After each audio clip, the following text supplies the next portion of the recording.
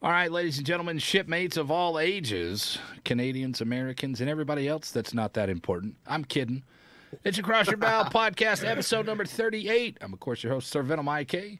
With me today is the master of all things Canadian and fake bacon, Viirtualsenpai. What up, Senpai? How you doing? Welcome back to the show for number 4 or 5, whichever one we decided it was. It's a pleasure to be back, Venom, and oh boy, the repertoire today, the schedule today, I'm pretty excited. Well, you got a lot to talk about. As you guys know, here, this is the first episode back in several months. As after TwitchCon, we did not come back to do the show because we went and played some more of the Warcraft, which we enjoyed very much. You guys can hit up Viirtualsenpai at twitch.tv/Viirtualsenpai with 2 eyes, or at Viirtualsenpai over on the Twitters, and you guys can hit him up there, get him, all of his weebiness and posts and things that he likes to do on his Twitter. Oh, yeah. Of course, today it's complaining about Call of Duty. I am Sir Venom IK. You guys are right here on the channel, twitch.tv/Sir Venom IK. You guys can also hit me up on the Twitter at Sir_Venom_IK. All right, so let's start out with just the news real quick. Black Friday bundles. Have you seen these things? Oh, yeah. All right, so the Black Friday bundle for $249.49, that's U.S. dollars. That's like $1 million Canadian. You can get the Alaska, the Otago, the Scharnhorst Bravo, the Tirpitz, the Graf Zeppelin, the Sims, the Massachusetts, and the Ashio. You can get all 8 of the black ships for $250. Well, I thought it was only the Black Division one is for only No, you can get all 4. You can get all 4 of them for $250, or all 8 of them for $250. For $124.99 or 49 cents, you can get the Black Division bundle, which is the Alaska, Sims, Graf Zeppelin, and Scharnhorst. You can get all okay, I see. Yeah, they split it up, but they didn't do a old school bundle where you could get the previous 4. So if you want to get all 4 of them, you have to wait and buy them individually if they sell them again, which they probably will because they make a lot of money on these things. Well, they are selling them individually. Are they? Okay, good. Well, then you guys can go pick up the ones that you want. Or you can try your luck in the Black Friday containers. I don't think the old ones are in those containers though. I'm not sure. I don't know. Here's the question. Somebody asked me this question the other day, Senpai, and I only had one answer for him, but I'm going to ask you first before I give you my answer. Somebody asked, hey, is it worth it to buy these things?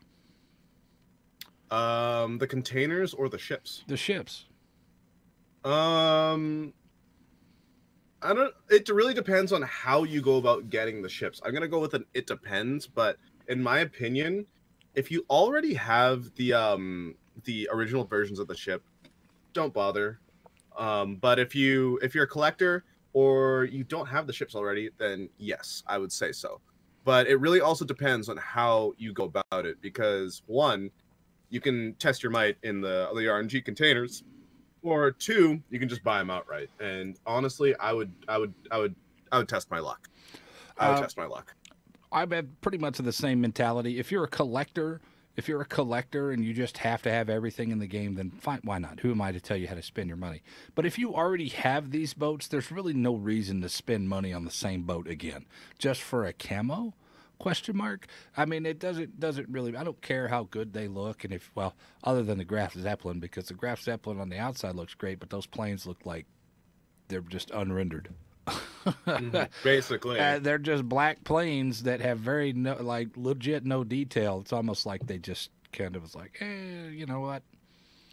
2008 3D graphics. That's basically what they look like to me.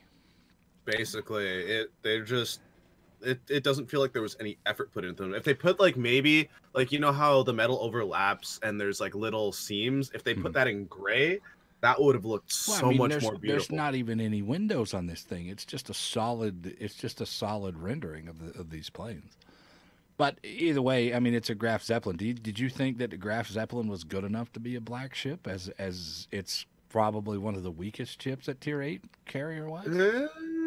That Tier 8, I don't want to, I can see why people think the Graf is weak, but it's actually, on the contrary, it's one of my personally strongest Tier 8 carriers. There you go. Simply because when you compare it to the Enterprise, which is the absolute top.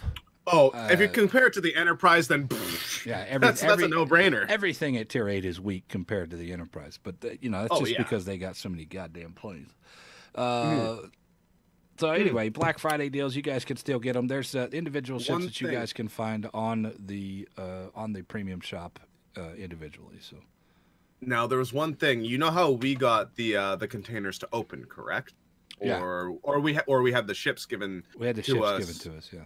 Being community so flex a little there bit. was a bug for a little while. I think it was for us only. I'm not sure if it was for the public, but if you had the ships already in port, you still had a chance to get them out of the boxes, and we actually got the doubloon equivalents. So not anymore. That's since been patched. Yeah. It has been patched, but I said, what the hell? I'll go buy my my one cheap container and the two regular containers. I spent 500 doubloons. I got 9,500 out of it, and I think that was kind of a little silly. Yeah, it kind of reminds you of the old, the first iteration of the Christmas boxes where, like, I had a buddy of mine, Poulter, he sold his turpits, flat out cash sold his turpits, bought $100 worth of those boxes and ended up getting like 30,000 doubloons or some crap like that out of turpits coming back, where you get like 9 copies of the same ship in one bundle. If you bought them in one bundle, that one ship was as soon as you bought it, it was already rendered. The same ship. It was the same ship over and over again. Now that's why you have to buy them solo. Yeah. Well, me personally, I'm not that lucky, because if I'd have sold my turpits at the time and bought it, I wouldn't have got it back. I would have got something stupid like the one of them Tier 3 boats and got that over and over again, which I did. But I didn't sell my turpits because I'm not dumb, because it was a gift and that would just look bad. The only thing I've sold is the Marblehead and the hood. And a week after I sold the Marblehead, the super container gave it back to me, so I was kind of pissed off. And then I still have yet to get the hood back. And don't nobody buy it for me because I don't want it. I don't like it. Hang on, let me just reach into my wallet a second. Right.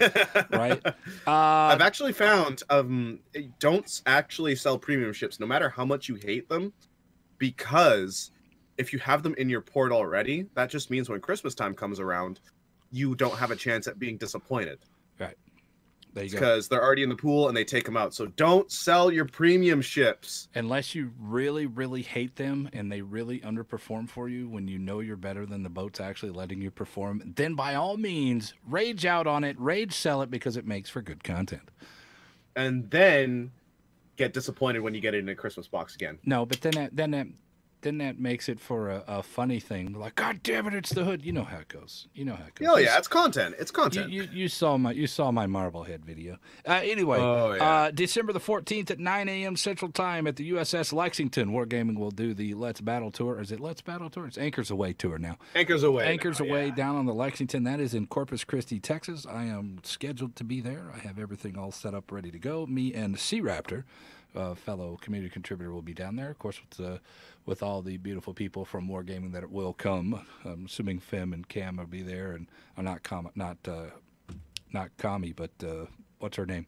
The new Karma. One. Yeah, Karma. and And hopefully the new Calvoth.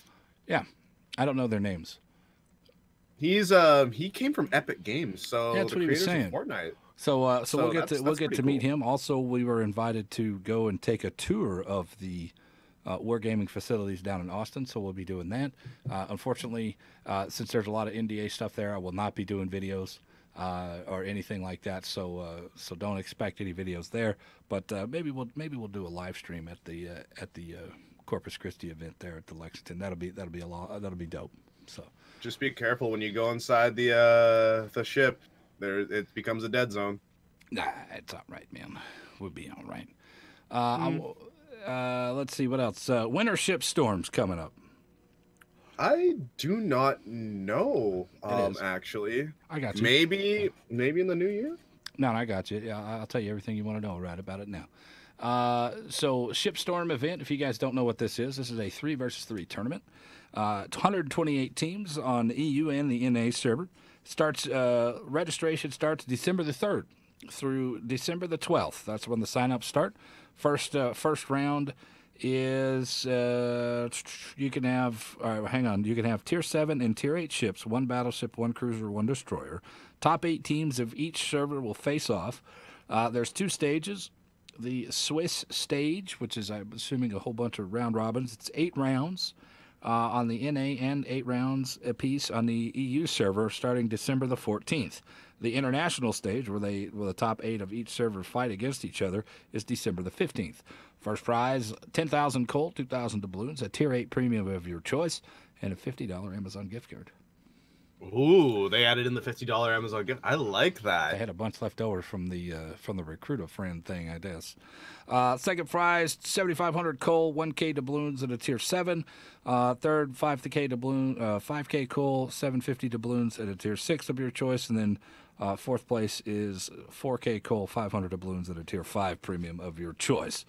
That's if you guys are interested in that, go check out the forums and look for Ship Storm event. Winter Ship Storm. That's coming up soon. Have you taken part in some of these, haven't you? I've casted them, but I've never actually taken part. So my competitive experience comes from Clan Wars and observation in these tournaments. I used to compete in King of the Sea back in the day, but I think those days may be long behind me.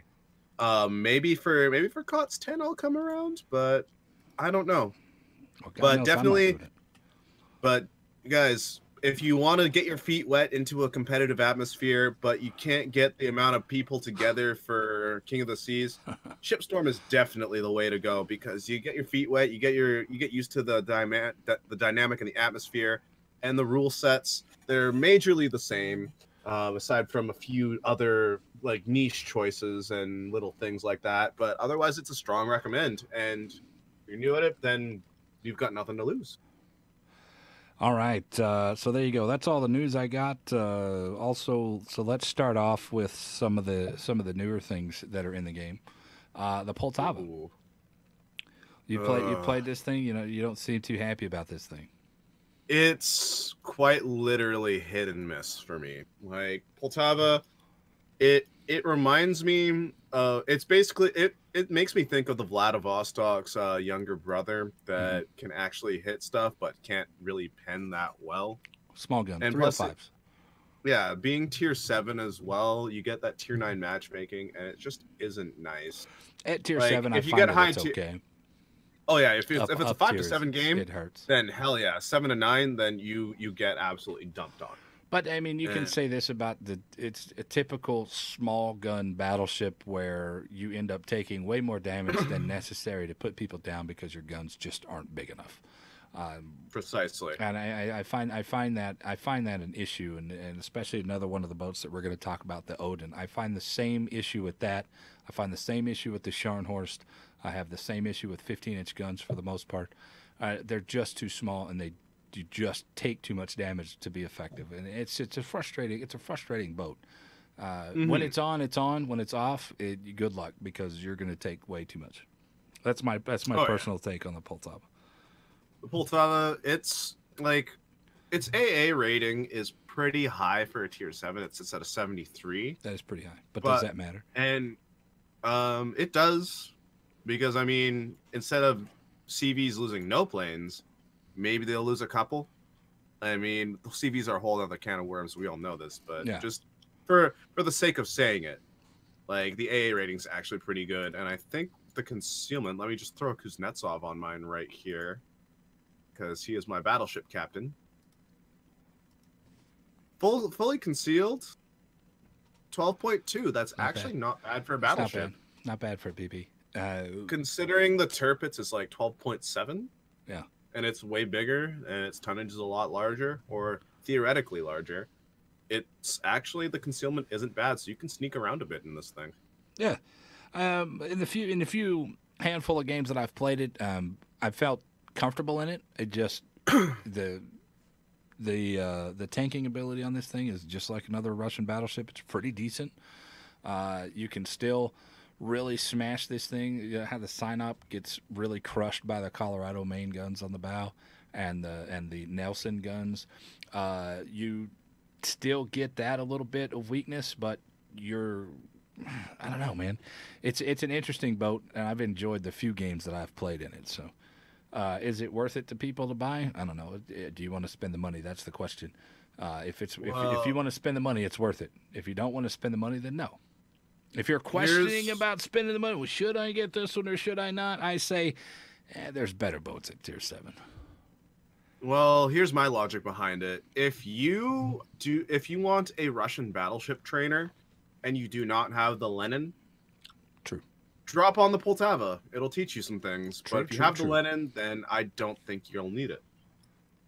True, true, true. All right, so let's go into some of these work in progress boats. We already talked about it earlier, the Odin. Mm. An interesting boat, Tier 8. Tier 8 with torpedoes, like a Scharnhorst, but very small guns again. And Hydro. Yeah, torpedoes and hydro. It makes it very dangerous on a push. It still suffers from the same problems that the rest of the Germans do. Very questionable dispersion. I've had many times sitting dead still broadside shots that just you're like, really, how? And that begs the question. Talking about dispersion, you know how the Kriegsmarine battleship accuracy changes were on the PTS, correct? Yeah.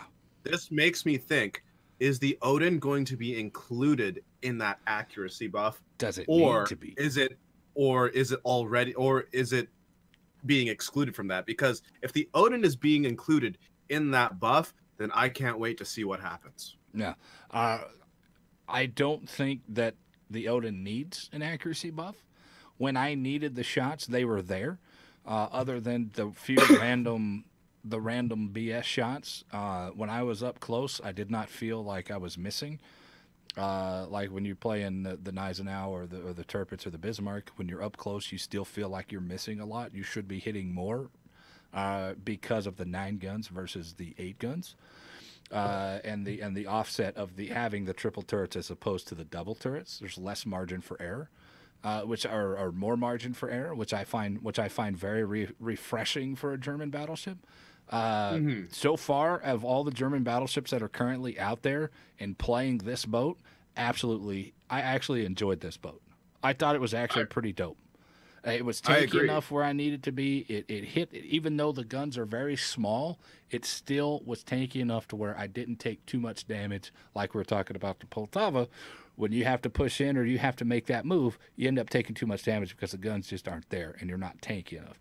Well, with the German in this one, you are. So I find this one a little bit refreshing, and it brings me back about 2.5 years when the Germans were actually good in the meta, and the meta didn't shift away from the Germans. I find this one very refreshing. Oh yeah, like I fell in love with the Scharnhorst when it first came out, and so naturally I wanted to play the absolute crap out of the Odin. And it's just, I've had many great games in it. It's just, when it gets up tiered, it really does suffer. And that's why I've actually chosen and elected to put Expert Loader onto mine, because the 305s, like, yeah, they're small guns, but when a target bigger than you goes bow in, you just double tap that one button and you're shooting HE. But take in mind that this HE, while it is German, so it's anemic, but it has great pen. Right. So I find expert loader is a lost gem that people usually don't go for, and I don't understand why, because in this world where cruisers, you're having a hard time pinning them bow. You're having a hard time pinning them on the side. You get a lot of overpins everywhere. On the other battleships, especially some of these newer ones that are coming out that are small guns, 305s everywhere, you really want that option. And I think that is a great skill that a lot of people are underutilizing. And I think that they're underutilizing it enough to where, hey guys, take off that priority target. You know, if you're a battleship, everybody's going to be shooting at you. So go ahead, take it off, or use preventative maintenance, or use that expert loader as your number one skill going through. I've taken it off of several battleships. Have no issues. If I was to think about it and come up with an issue, would be, okay, there's 4 people out there. Where are these torps coming from? That's the only thing. Is there 5 people out here now? I don't know.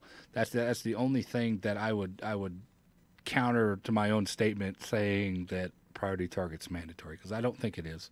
If you're paying Mhm. attention to the mini map, you should be able to figure out where the DDs, or at least the area the DDs are coming from. So This is correct. But with the spec with the Odin, I actually did take I took 3 tier 1 skills. So I did take priority target, preventive maintenance, and expert loader. The reason why I took preventative maintenance is because while the guns are smaller, the turret a lot of the modules on this ship get knocked out very easily. very The easily. torpedo tubes, the turrets. It's Well, it's now got great armor, but everything that's offensive is it's a little fragile. So well I here think that it's let me needed. ask you this question. I know the majority of the people, when they go into their upgrade modules, they'll put main armament mod one. That's a majority, 99.5% of the people in their first slot they put those main gun one. Uh, I think there's several boats out there that I play, Massachusetts being one of them. I don't play the Georgia very much, and I have no desire to play the Ohio. Uh, but those secondary main boats like that, think about Mhm. your guns are going to get knocked out whether you have it on main armament mod one or not. Throw that shit over there to the secondaries, because it's 100% uptime, 100% survivability on secondaries and AA gun. So you can actually be a little bit more effective in your job, because everybody knows you get hit by a fucking conqueror, and you knock out 18 fucking AA guns and 18 secondary mounts, and then that side of the boat's rendered pretty much useless. So think about that as well, as preventative maintenance goes along with it as well. I mean, I have thought about that, but I also have toyed with the thought of using this thing as a bit of a flanker as well. Hmm. So utilizing the main armament and stock right now, the secondaries actually reach out to 8.3, which aren't bad, and Yeah, you they get go up up pretty to about ways. 11. You get about up to 11.1 or 11.2, I think, fully specced out. But doing that, I don't want to have to rely on my secondaries for damage. I want to be able to be in control and Hmm. not have to Fair. like you get more control with your main armament than you do with the secondaries. The secondaries just point click and hope and pray. But with the main guns, like I feel that one should utilize main guns more than a secondary build, because You know what? I've just come from that, because it's like if you want something dead, you don't rely on the computer to do it, in my opinion. You know, this is something that I've been stating for a long time. I'm not a big fan of the secondary battleships, because you're taking the power away from what made the battleships a battleship, which was the big ass fucking guns. And when you do that, is it really a battleship anymore? I don't think that a lot of these things, in the spirit of battleship life, are really battleships anymore. You know, Bismarck main guns are questionable. Gneisenau's main guns are questionable. Freddy's the main guns are questionable. The only one where it gets any kind of consistency is the GK, because it has 12 guns instead of 8, Hmm. and that dispersion is a joke. But either way, Now there's another German coming down the pipe. The mines. yo, let me tell you something. I played through the mines on this thing. I played through it, and every game was over 100K. I had several Krakens. Obviously, we don't get credit for it. I like this thing. I like the thing the way it was. I thought it was fucking strong as hell. Before it had Königsberg guns, but now that they're starting to buff them up to Nuremberg caliber, the reload is down to 6 seconds. Stock. The turret traverse is 7.2 degrees now. I think this Faster or thing slower? is it's faster. It's much faster. Well, I thought It's a it. whole 1.2 Is it degrees gonna make it? faster. Is it gonna make it too strong? Is the question. Because the I don't 155s that it had on it were absolutely Oh, no, these amazing. are 150s. They're 150s. 150s. So I they are didn't have any problem doing damage at and that's what mains is a tier 8 boat. I didn't have any problem doing damage to tier 9 boats or tier yeah, 10 boats. the mines is a tier 8, but take in mind that you are essentially using Königsberg shells. So you do not have the alpha that other ships may have on you. So while you may have the DPM, remember that when you're shooting HE at something for a while, you may get a lot of damage initially and you may set a few fires. But remember, mid to late game, those targets are going to be saturated. So in my opinion, this is But here's the pretty question, good though. for now. Here's the question I have, though. Is that a bad thing? No. It's not a Is it a bad thing, bad but thing? just remember And that I'm going to other ships will be reference. able to get more. I'm going to reference this when we talk about the Goliath here coming up in a little bit. But is it bad that a cruiser is having a problem dealing damage to battleships? I don't think so. I don't think it's a bad thing at all. And oh no, it's not a bad thing. I never said it was a bad thing. no. I'm just in general asking: is it a bad thing that a cruiser is having problems doing damage? No, I think it's a good thing because, well, everybody knows my reasons behind it. But battleships over cruisers over destroyers over battleships, cruisers need to struggle to get damage versus these battleships, and that right now in the game they are just running roughshod all over Tier 10. And I mean, it's the Smolensk. Let's be real. It's not the Smolensk just the problem. Smolensk, because before the Smolensk it was the Worcester, and before that it was the Minotaur. Before that, or after the Minotaur, it was the Harry Gumbo and Kitakaze and Akizuki. Before that, it was Atlanta Flint. I mean, this is a gameplay that has been around since I can remember. My first premium ship was the Atlanta. So I mean, this is a gameplay and a game mode that has been around for a very long time. I don't understand why people are so upset about it. And for fuck's sake, take the goddamn smoke off of that fucking boat, and it's fine. And it's perfectly balanced if you take the smoke off of it, because then it can't hide and do that farm. Actually, there is one way to ruin the Smolensk, and that is an armor buff. So right now, when a ship is broadside, when it's broadside to a battleship, the shells pass right through because there's not enough armor to arm the AP, so it detonates inside the citadel. True. However, if you buff the belt armor by I can't remember, if you buff the belt armor, that's more armor for the shell to go. That's more armor for the shell to go through. Therefore, the shell will arm inside the ship's citadel, and you will start seeing Smolensk pop like zits. But going back to the HE spam question, this was always in game since the game started, and now all we're seeing is higher DPM ships, higher rate of fire. Yeah, that's all we're seeing is a higher rate of fire. So what we're not teaching though, is how people can manage their DCPs and how people can manage their positioning, and that's the problem. That is also part of the problem. It's not just the problem, but it's part of it. Yeah. And the thing is, though, we need to teach people to utilize their Archie properly, utilize their ships in proper positions properly, and learn how to neutralize those ships, not kill them, but make sure that they're out of the line of fire. Yeah. So here's the only. I agree with you 100%, but I have issues with what you said. The issues that I have with what you said is people don't give two fucks. People don't care to get better at the game. We've seen it with how many people out there in your rank season, which we'll talk about here in a minute, that you've seen every rank season that you have ever played, and they are still a piece of shit the first time you played and then today. Years and years ago versus today, and they're still bad. And they're just out there to have fun, man. They don't want to win. They want to win, but number one, they don't know how to win, and number two, they're not smart enough to figure out how to win. And if you try to tell them, hey, come go do this, they're like, fuck you. I don't want to do anything you said because you died already. I agree with that. That's the attitude that you get from some of these people, and everybody knows these people. I'm not going to call them out. I'm not going to call them out this time. I called them out last night or a couple of days ago on the show, and that's probably not a good thing. But I'm not going to call them out here on the podcast. But everybody knows who they are.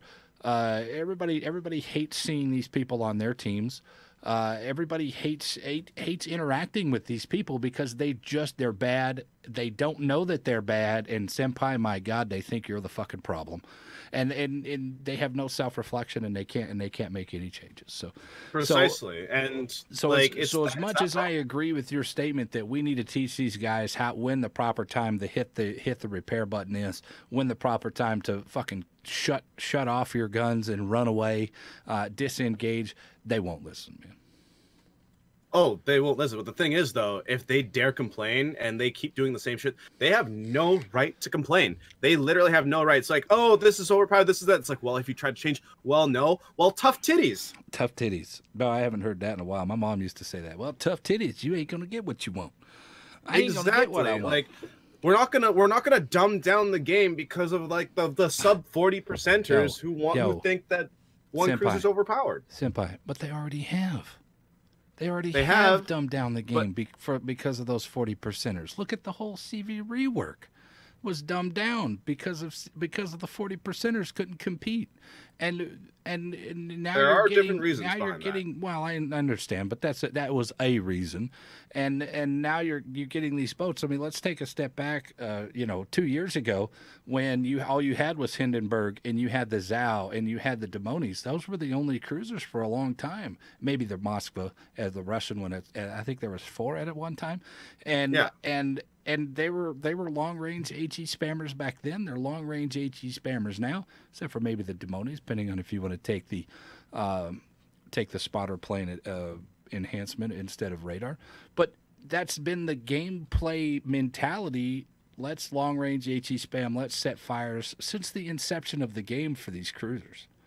So when they put out something like the Smolensk, I don't find that the Smolensk is necessarily overpowered. Yes, it's very strong, and there are some certain situations where the Smolensk is absolutely phenomenal. If you've got a very slow battleship that's slowly rolling into you, just like the Atlanta, just like the Flint, just like the Kitakaze, the Harry Gumbo, if you get people slowly rolling to you and you can kite them away, you're going to do massive amount of damage. Massive amount of damage. That's right in that boat's wheelhouse. But what makes something like the Atlanta different, other than the fact that it's tier 10 versus a tier 7? The Atlanta doesn't have the smoke. If you take away the smoke, and nobody bitches about how strong the Atlanta is. Nobody does. Well, except for people that are brand new. So if you take a look at the Atlanta's stats on paper, though, like it's statistically one of the worst tier 7. It's statistically one of the worst tier 7 cruisers. It is I think it's sub 25K actually. Well, I wasn't talking about the Flint. The Flint, on the other hand. No, I'm talking about the Atlanta. No. I understand. I understand what you're saying. But the Flint, it gets massively stronger. Number one, the people that have played ranked season and earned the Flint before the Steel debacle came out. And those people earned it, and those people deserve to play that boat, and those people are going to be good at playing that boat because they know what it takes to play that boat. Same thing when the Stalingrad came out. You, motherfucker, were out there grinding your ass off to try to get that Stalingrad when it first came out. You did how many clan battle seasons just to get enough steel or just to get enough whatever to get that, or the flags? Was it flags that you had to get? They started with the flags, and then they turned it over to steel at the 3rd season. So you guys got the flags, and you broke down, and y'all took the time and effort to learn how to play clan battles together as a clan to get the Stalingrad for people, and then people complained that this thing was overpowered, but they did not realize who was actually playing this motherfucking boat. The Virtual Senpai's out there, which you guys can check him out over at twitch.tv/virtualsenpai or at Virtual Senpai on his Twitter. You guys were the strongest players in the game. Y'all went through this thing as a team, and y'all know what this boat is capable of. So it was perceived as overpowered based on who was playing it. You had BJ's playing it. You had you playing it. All these other top players that were playing it. They are good players. So for the average person or below average player, they see this and they're like, wow, that boat's overpowered. No, the boat is not overpowered, which we found out later. The Stalingrad is not overpowered, according to the community. Spreadsheet says, yeah. Based on the amount of good players actually showing up in this boat and actually performing in this boat massively well. So I still think that the Smolensk, if you take away the smoke, it kind of balances out the bullshit. And a lot of people, you know what? It's a little bit more risky. And it limits your gameplay a little more. But the way it is right now with that smoke, it can do anything and go anywhere. The Atlanta, on the other hand, cannot. I agree and I disagree. I can see where you're coming from because it doesn't give it a place to hide. But at the same time, if you catch a Smolensk broadside in a battleship, you're not punishing that thing. Yeah, that's also a thing. The ship's beam and it's too thin. the shells pass right through. The only way you'll be able to dev strike a Smolensk, and I've tested this. I've tested this across 07, 007, QQ7, other streamers. The only way to dev strike a Smolensk in a battleship is to catch it in a turn.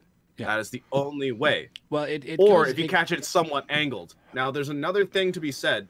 If you take away the smoke, I think I can see why you want to take away the smoke, but then again, it's whole Minotaur syndrome. Like it's the amount of shells coming out of that boat. It's intimidating. It's totally intimidating. We can all agree. It's miserable to play against. But it's very. It's definitely it's terrifying. What's the word? Demoralizing for people, and I understand that, and I get that. The Colbert's very demoralizing for people, but people don't think that boat's overpowered strictly for the reason it doesn't have smoke. I guess maybe you can Citadel this thing from the flat broadside a little bit more in the Colbert. I'm not sure. I haven't played it. The Colbert is a much wider ship. Much wider now, ship. Okay. It's wider. If you look at the models in game, it's not that much wider, but that's the difference between a Citadel and a full overpen. Right. Now going back to the Smolensk smoke thing. No, wait. I think buff the armor, see where it sits. That way, AP goes in and detonates. I think that you don't have to mess with the model at all if you just pull that smoke off of it. That is the most efficient way to make that boat balanced is pull the smoke. And I know they don't want to do it. I know they don't want to do it because they have this thing. Everybody, they don't have it. And I'm not going to confirm Russian bias, but everybody has this opinion that all of these Russian boats are some of the strongest in the game. Kremlin, you can make an argument for that. Smolensk, you can make an argument for that. Stalingrad, I'm not going to put the Moskva in there because I don't think it's as strong as the Stalingrad. Actually, but it is utility wise. It's stronger than fine, fair enough. So then you have the Grazovoy and the Kebab, which are all very good, very highly tiered, highly played, very strong ships compared to the rest of the shit at their tier. Battleships, if you want to compare Kremlin to the battleships, and then so on and so on down the line. They have this thing, and I'm like, it's okay to have an inferior boat. I mean, look at the Wu Wang, the Yin Yang, the Yu Yang Tier 10 Pan Asian. It was fucking ridiculously strong, and then they nutted it into the ground, and I barely see them anymore. It's still okay, but it's definitely not in the prominence that it used to be. So why would you nerf that and not nerf this other thing? That apparently 90% of the player base is throwing up arms about this thing. But we'll see what happens. There's some changes in the pipeline coming that maybe it may or may not make a difference. I don't know. I think the changes that you're speaking of, if you know what I mean, I think they will be interesting. And I think they will provide a different dynamic, and it could be the solution to the problem that we're thinking about. All right. But anyways, let's move on to another work in progress. Let's move on to the other one. Let's go to the Goliath. Ooh. Now I played about 10 or 15 games in this thing, and I absolutely loved the original. I absolutely loved the original. I didn't have any problems with the weakness of its AP versus battleships. I didn't have any problem with its weakness. It was strong when it needed to be strong, and it was weak when it was required to be weak. I didn't have any problems with this thing. What do you think? I didn't have any problems with it, but I embrace the changes that are coming out with it for one reason and one reason only. Let me tell you about this. Okay, let me just pull up the Reddit post about this so I can read off of it and basically tell you what's going on. So the Goliath, its reload's getting nerfed by 2.5 seconds, which is necessary. Well, that's one part of it. So let me go through this. So the HE the HE shells of 2 3/4 millimeter caliber. That's the caliber of the ship's guns. So get this. It's going from 1/6 pen, which is 38 millimeters of HE pen, to 58 millimeters of pen, which is quarter pen, and that is without IFHE. You add IFHE to that ship. That is 75 millimeters of pen with an alpha of 3,850 damage. All right, guys, if y'all don't know what the Goliath is, it's a Tier 9 heavy British cruiser with 9-inch guns, 9.2-inch guns. Correct. And now, with those numbers in 9, I want you guys to all think about that pen value 75. Let that ring in your head a little bit. Now there's a thing that I like to call, or we like to call, the Kremlin. The Kremlin was known to be heavily armored, and you were unable to get through its deck armor. Now the Kremlin has 60 millimeters of deck armor. The Goliath has 75 millimeters of pen, while still keeping 22% fire chance. Ladies and gentlemen, we have come up with a solution to the Kremlin problem. Have you noticed that when they come out there and they have issues, then like the the community goes up in arms about issues, and then they come out with something that directly counters it later. I've noticed this over the course of the last almost 4 years now, that this is a problem, guys. We need to do something about this, and then like a couple of lines down the road, there's your flat out counter. I find it good. I like the Goliath. I thought it was fantastic. I have not played any of the Surrey, the Devonshire, the London. I haven't played any of these boats. Go ahead and talk about any one of these that you want. The Surrey, the Devonshire, the London. The London, you need to play it. It has short range. It's like 12.3 kilometers. Thing is, though, it is absolutely incredible with its smoke fire, with its DPM. It is incredible for a tier 6 cruiser. And if it's released in its current state, I would 110% recommend it to people for if they want to try out the British heavy cruisers, but don't know if they want to push up the line quite yet. So I would definitely recommend that ship. It is absolutely a blast to play in. I generally recommend the players going to at least tier 6 before they make a choice of whether they want to continue, because everything at tier 4 and below, cruiser-wise, plays exactly the same. Every tier plays exactly the same as every other tier up there to tier 4. It starts changing a little bit at tier 5, but tier 6 is where you start getting in the really good boats.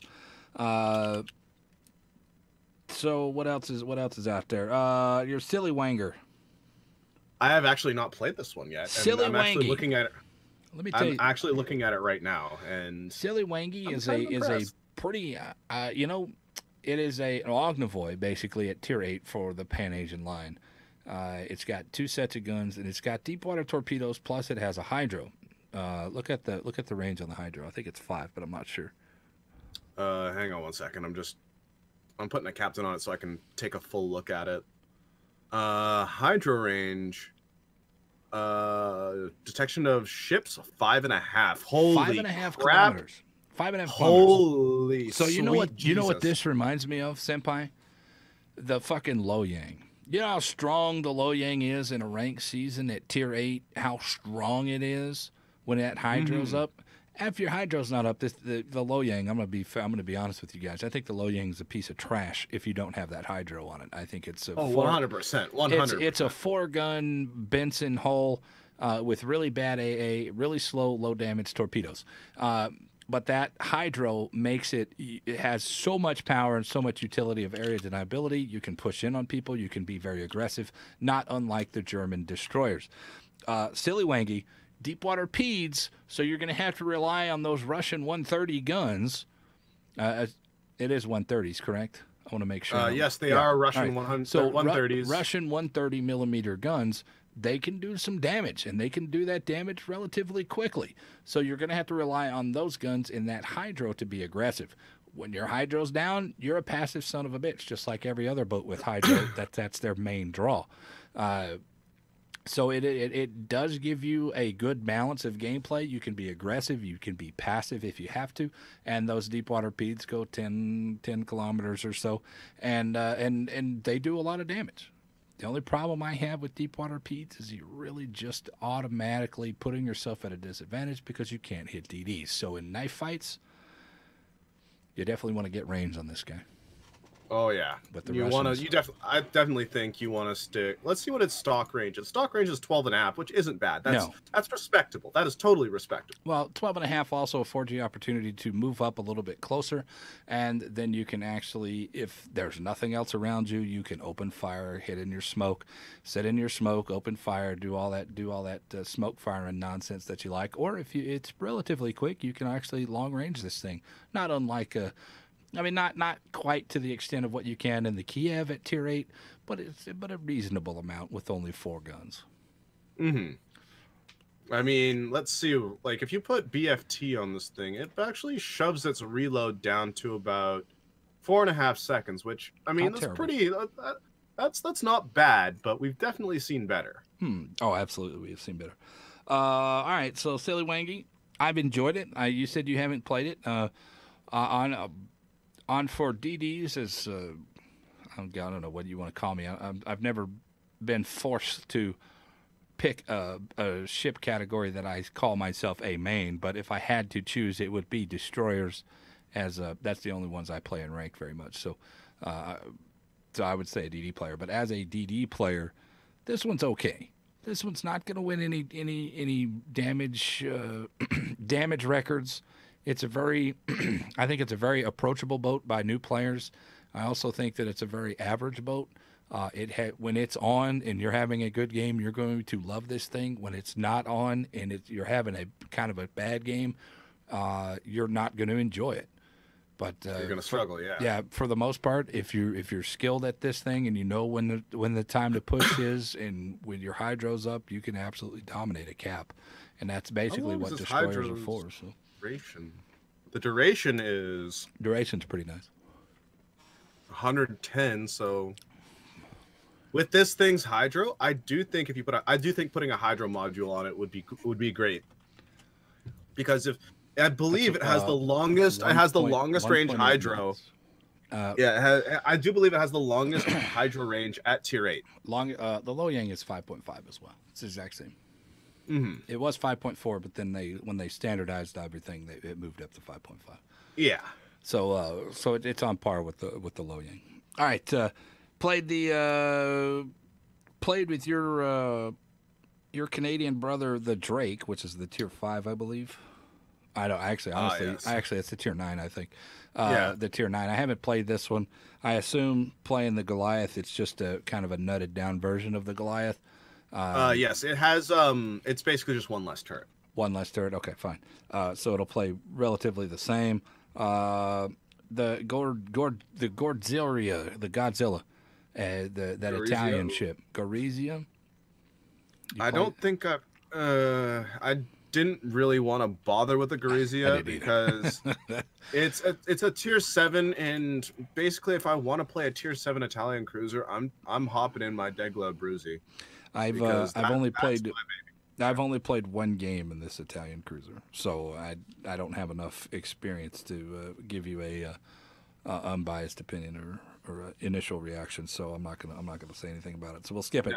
Yeah. Puerto Rico. I can indeed talk about the Italian cruisers though. Oh yeah, we're gonna get there. That's a whole nother segment. But Puerto Rico, it's a big no comment from me. Like, honestly, I just don't see why it needs to be in the game. Like, we're copy pasting ships now. We're copy pasting ship concepts like Montana to the Iowa. It's just unbelievable for me. It's kind of the same feeling. Like, I don't understand. Well, I actually understand 100% why they didn't take the Massachusetts and the Ohio and the Georgia and just make a whole split up a battleship line and make another tech tree line, because they made some fucking money out of it. Basically, is why they did that. As for the Puerto Rico. I really don't see the point in this boat. Like, the Alaska is pretty strong at its tier, and it does very well in the right hands. The Puerto Rico is going to do very well in the right hands. Is it worth whatever currency that they're going to release it for? I don't know. If you've got a whole bunch of, like, if for some example, this is not going to happen because they haven't told us how. This might happen, but they haven't told us how they were going to release the Puerto Rico yet. But if it's for coal, absolutely, it's worth it, because you can get coal for free. If it's for steel, then no. If it's for steel, I wouldn't buy it, because there's better things out there for steel. If it's for research points, I mean, what else are you gonna do? You might as well go for it. If you're looking for researching, research points. Yeah. But overall, would I buy this thing out of for 70, 80? It's a tier 10 that they're going to be selling. Whether they're going to sell it in one form or another. If it comes into the premium shop and only the premium shop, I ain't spending the $90, $100 that it's going to be on for a tier 10. Oh I'm no, not hell doing it. no. I mean, the Alaska is $79 US in the premium store. I mean, if you already have the Alaska and the Alaska B, there's no point, right? Well, here's Like, another thing that somebody just brought up into the channel. Is the Puerto Rico is going to be a free boat. You can build it through the dockyard. Now I have it. Now this is the dockyard's out on the PTR, and I don't partake of the PTRs. And you know what? I'm not going to take that shit. So you can get banned. There you go. You can get banned. Uh, the dockyard Ooh. the dockyard's going to be out there. So who knows? I know there were some people out there saying that they were working on the dockyards and they got their Puerto Rico made, but they couldn't play because it's still in testing. because they were testing the UI and they were testing the mechanics of that shit. So I mean, like if you're getting it for free, then you may as well go for it. Like, what have you got to lose? There's no reason It's not just gonna to be do another it ship if in the you're going to get it repertoire. for free. Yeah, it's another boat. Would you play it a lot? I don't know. Would you play this over something else at Tier 10? I just think that there's better things out there at Tier 10 to play than this one.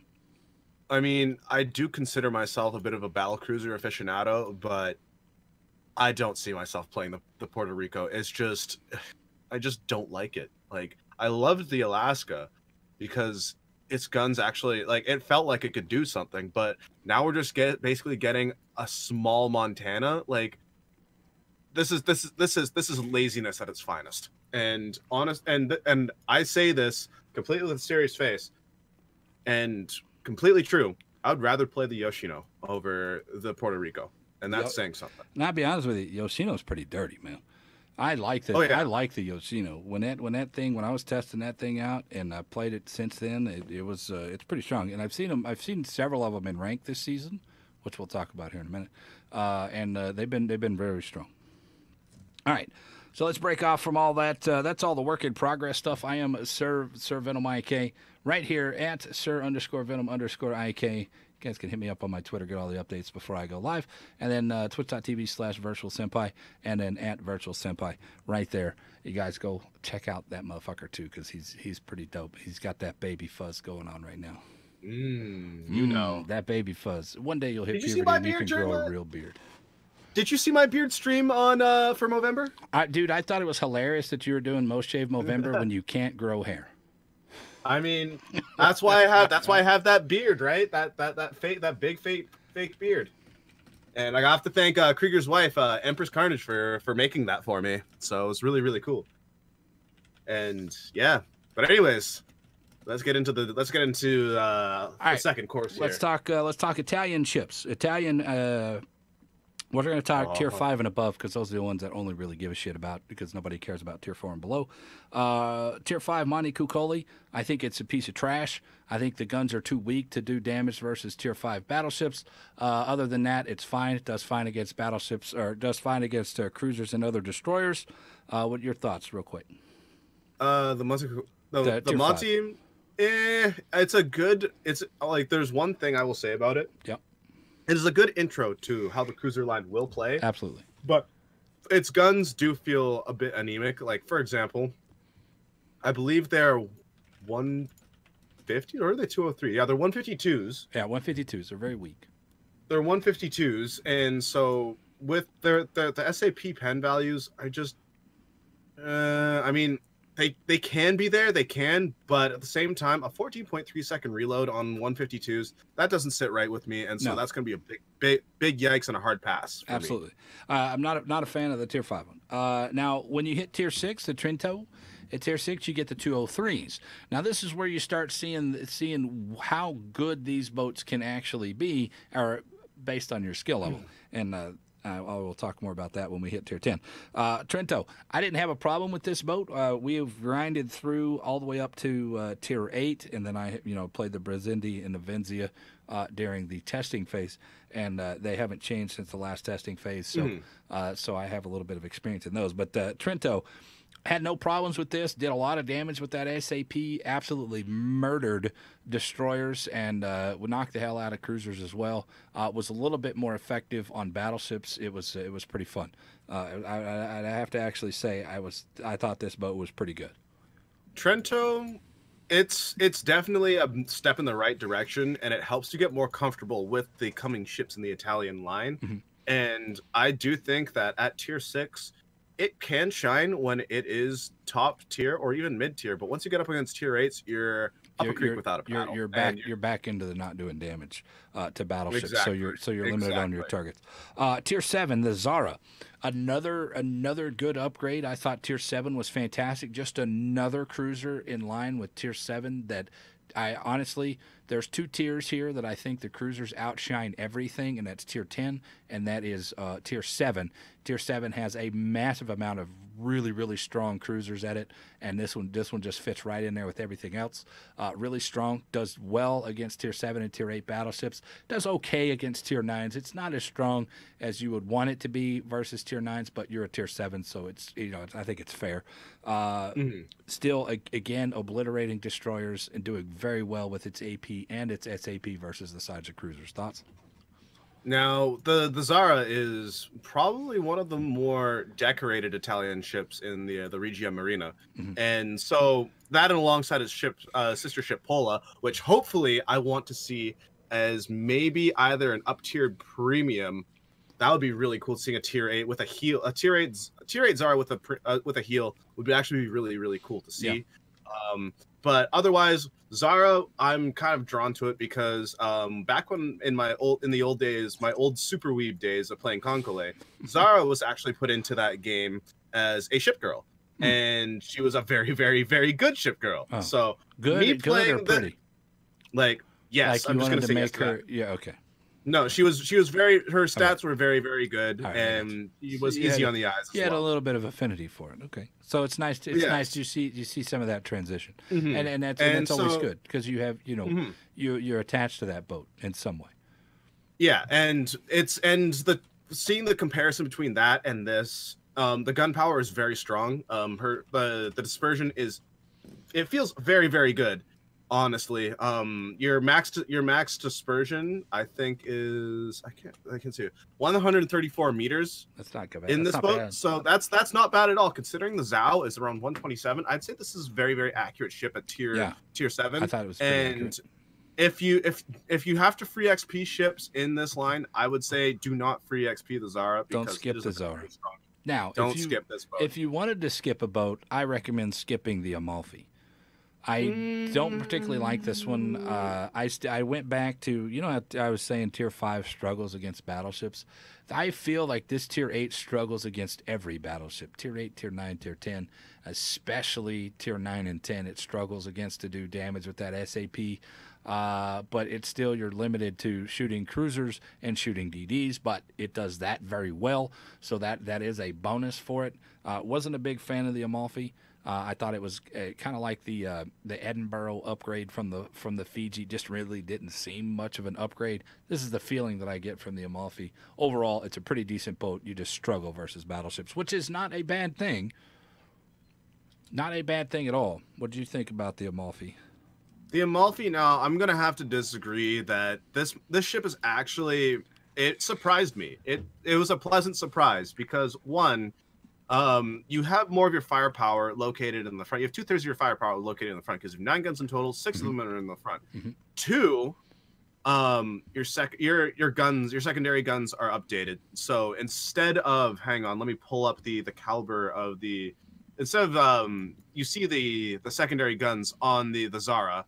Those are the old 90 mils. But once you go to the Amalfi, you get the notorious 90 millimeter high angle guns that the Italians were known for making, and those things were incredibly powerful. And you actually see a very stark AA jump in between the Zara and the Amalfi. So right now the Zara sits at a 44 AA rating, but as soon as you go to the Amalfi, you see that change right into a 63. That's a 20. That's like a 20 increase.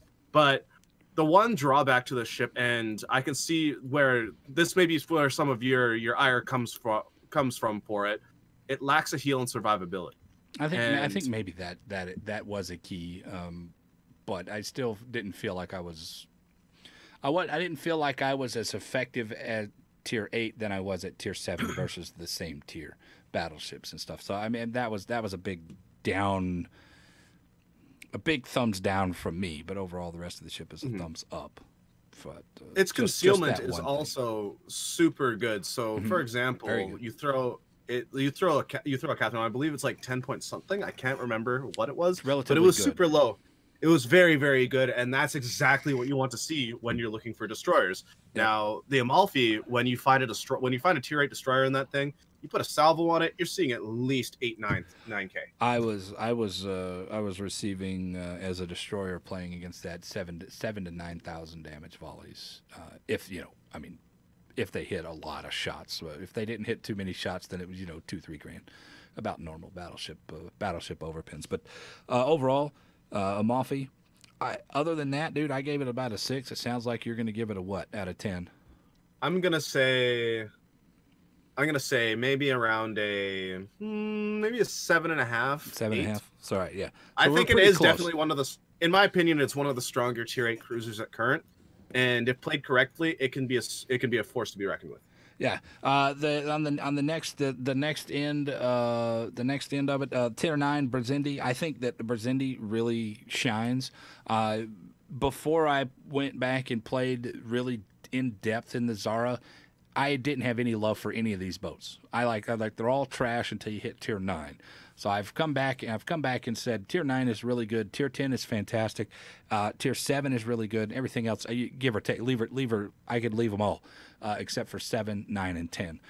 So Brazindi really starts to see the love. You really do a lot of damage with these guns, and it's very consistent on that damage as well, and which I find very enjoyable for me, because when I fire a shot out there, I don't have to hope, like the best of this game is based on is hope. I don't have to hope I'm going to do damage. I know I'm going to do damage as long as I put my shots in the right spot. So this is the feeling that I get from tier 9 Brazindi, which I gave this one a pretty high praise score, 8.5, almost 9. For the Brazindi, I only played it in testing because I wanted to get right to Venezia when these things launched. But when I played it in testing, I didn't like the gun angles. And in a comparison between the Brindisi and the Amalfi, the AA rating up at this tier did not justify it at all, and I was really disappointed in that, because we see a lot of tier 10 carriers, and it's just doesn't justify it, in my opinion. It doesn't shoot down enough planes. It's only Agreed.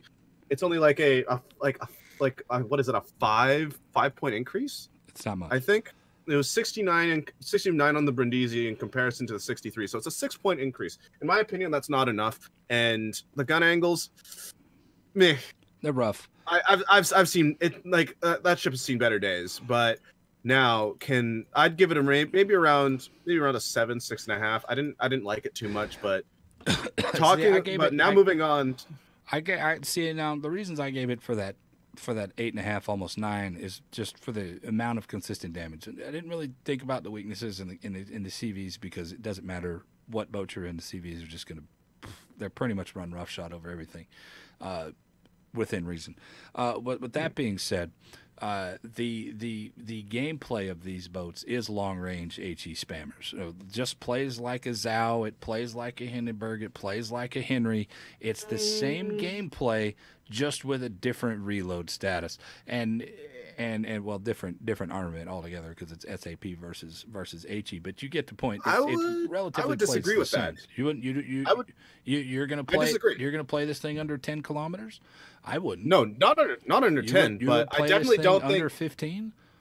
I would definitely play it under 15 because of the concealment. If we're talking about the line as a whole, I definitely think with the fuel smoke consumable, you can definitely take advantage of getting in close.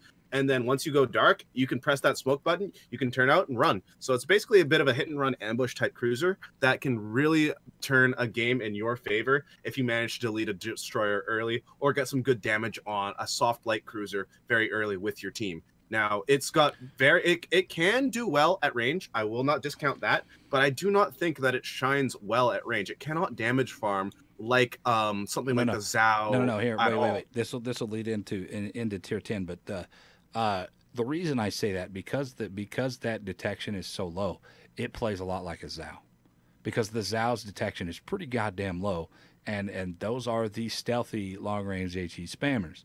Very maneuverable, very stealthy boats, and that reminds me a lot of it, but with SAP. Yes, you do have that smoke that you can take advantage of. The average guy's not going to take advantage of that. They're gonna press it when it's like, oh crap, I've got 6 people on my my priority target. I'm gonna press that smoke and keep going in a straight line. What happens when that smoke runs out? Guess what? You're dead. You're still dead, yeah. And I ended up a couple of times in the Brazindi screwing myself over. I'm shooting on a thing. I have good shots on a Minotaur, and I hit that smoke and I can't fucking see him because I'm still thinking Perth smoke, where you can hit the smoke, go you can kind of drop off a detection, move out in front of your smoke, take a shot, and then come back. You can't do that in these. So you're a very defensive smoke chance here, and it's a very good smoke. And I really rather like that idea of the smoke where it's purely defensive unless somebody else is shooting, and you're out at range because those guns are spotted from the moon through the smoke anyway. You can actually use it as an offensive smoke as well. So, for example, you can actually use that smoke, and if another cruiser hugs you, you can get some cruisers into some silly spots. Some cruisers that otherwise wouldn't be able to make a run. It's like, oh, you're being shot at. Press the button. You get them right into that island. Oh, it's beautiful. It's nice. Team positioning, but you have to have an insane amount of coordination to do that. All right, moving on into tier 10, Venzia, fantastic boat. Mamma mia! I've played against these in ranked. I have not played this or the Brazindi since the testing phase, as I'm at the Amalfi, and I'm just finding it hard to want to play that boat. Tier 10 is, I think, worth the grind. I think it's worth struggling through some of these other boats, and you guys will see a massive uptake. 10,000 on DDs. You can really do a lot of damage to cruisers, and it does very good against battleships. Its AP is very solid against cruisers. Its AP on the broadside is very solid against battleships as well. So, I mean, it's nothing to sneeze at. What do you think, man? I gave this one about a 7.5. But I'm comparing it to every other cruiser at tier 10, so I don't think it's the best. All right, I'm gonna give my rating just right out of the gate. Yeah, 13 out of 10. 13 out of 10 easily. Oh wow, this is by far one of the greatest cruisers I've ever played. Period, bar none. Simply because it has it has SAP, but if you learn how to use that cruiser in the way it's supposed to be used, it is absolutely insane. Now, I run my Venezia in ranked, and I think it's going to be my one-trick pony that's going to get me all the way to rank 1. I'm going to be starting up my ranked grind soon. Oh, you haven't started because I went to rank 10 and stopped because I wanted to just wait for the dust to settle, and so I could carry my way there. Yeah. So what's happening is the Venezia, it has 15 guns. These are 15 203s that have a range of, hang on, let me pull it up here, 17.1 kilometers with the reload module. Your reload is very, very low, very, very high, sorry. You have a 17.6 reload with the reload module on this ship, but you were saying you see like 10 to what salvos did you see when you faced off against this thing? Anywhere between 7 and 10,000 versus DDs. I've had somewhere by that. I'm sure that there's more, but that's what I'm getting on it, or what I was getting on it, earlier, or what I'm getting hit today. By. Earlier today, I played a single rank game. I one-shot a survivability expert Shimakaze. That's 21,000 HP. Yeah, it's 20,000 HP. That's a lot of damage. You have potential if you hit these things. I think that I think out of all of the cruisers at tier 10, I think the Italian, or all the cruisers period, the Italians are probably take the most skill to play. And there's a very specific reason why I say that. 100,000 damage on a Venzia is more from a player than 100,000 damage in a Zao, because you don't get fucking fires. So you are legit doing all of the damage yourself, unless you hit the random torpedo, which I don't ever count torpedoes, so this is no torpedo hits. 100,000 damage in something that's an Italian ship means more than 100,000 damage to in something that's an American or anything else that can set fires. It means more to that player because I was badass this game. It does give you a very good sense of feeling when you do this 100,000 damage. You busted your ass in that game to get it. And I think a lot of players out there don't want to work that fucking hard, so they're not going to enjoy these Italian ships. But the players that want to take the time to learn it and get very skillful positioning wise and late gaming this thing, the Italian ships are for the higher skilled players. I think out of all of them, higher skilled players are gonna gravitate toward the Italian ships. And now there's a few things regarding this ship. I actually do not play it with a concealment module, so my concealment is 13.7 in this ship. And so, but that also puts my rudder shift down to about 7 seconds, which is insane for a cruiser. You think about that, 7-second rudder shift. You pop that fuel smoke, you turn out in front of somebody, they're not going to see you. You're going to be whipped around and shooting already from the hip, shooting over your shoulder. And if you get onto a flank with this thing, a lot of people look at Venezia's right now and say, oh, it's an Italian cruiser, I'm not going to worry about it, blah, blah, blah. First and last mistake. You get a Venezia on the flank, it starts biting into your battleships, you're going to see 12, 14, 16, 18, 20K salvos. With SAP if they hit them on the top of the belt. So these things they're sleepers, they're deadly, and I love the absolute crap out of them. I had a game on Greece recently while I'm playing ranked season. I'm in my Z52 as I usually am for tier 10, and we go out to A, and I'm like, it's me and one other dude out there, and it's not a place that I really like to play. I'd rather play the other side of the board, but it was, I was on that side, so I had to go play what was in front of me. And that Venzia rolled right up past on that left side of the A, or that whatever the left side cap is. I assume it's A.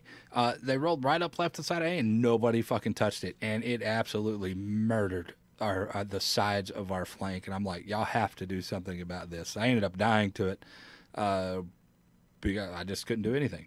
I couldn't do damage to it, and it was like, okay, well, he's here. I need to run. Boom, there's a radar, so now I'm dead. He was hitting me. He hit me one volley for 6K, the next volley for 7K, the third volley I was dead. And there was nothing else I could do about it. It was just run, try to dodge as much as I possibly can. So it is a phenomenal boat.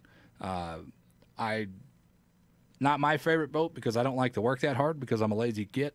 But for people that enjoy that feeling of I'm badass at this game and look at what I can do, I will respect every one of those scores more than I will respect somebody getting the same amount in the Zao. I will respect those scores, and people who have high scores in these things, they had a fucking phenomenal game. Because you can have a shitty game in the first half and then just set a bunch of fires the second half and still have 200+ thousand damage.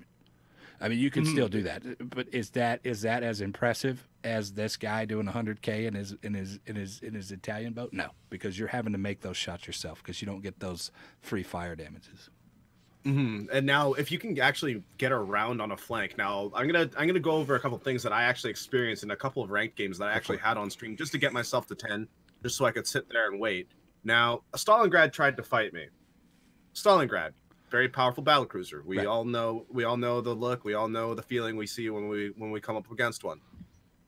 I two-shotted him with AP.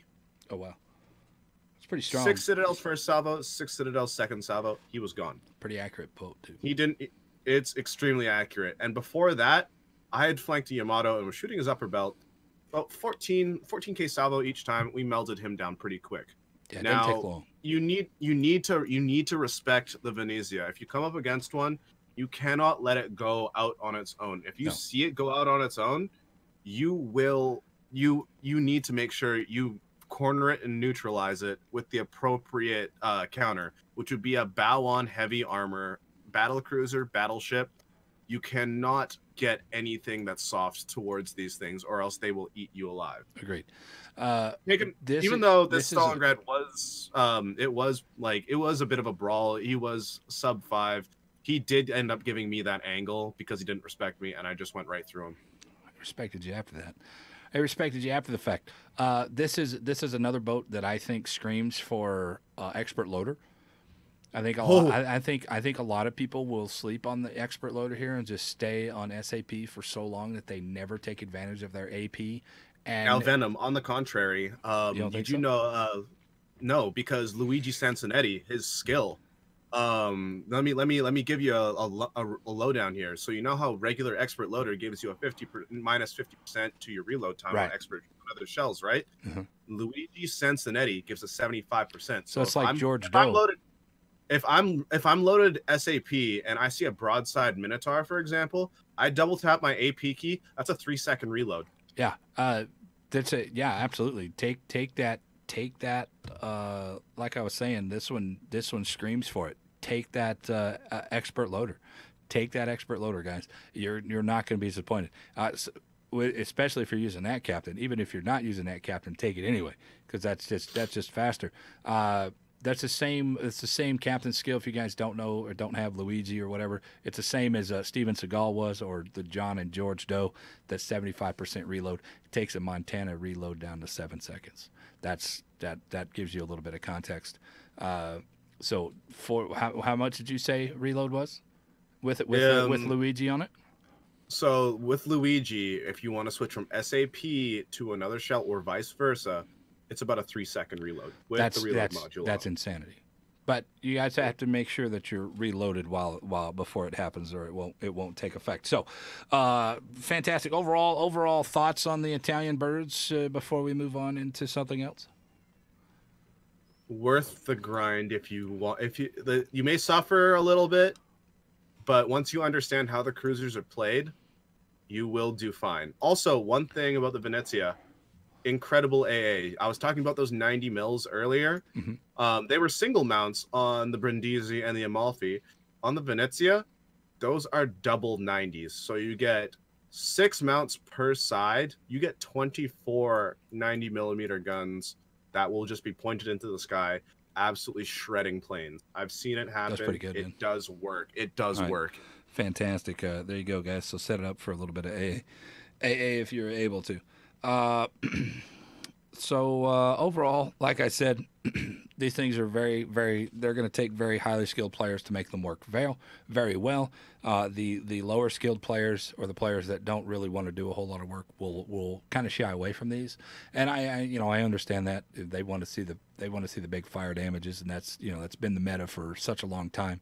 This is something new, and it'll take a while for it to actually trickle down in the skill level.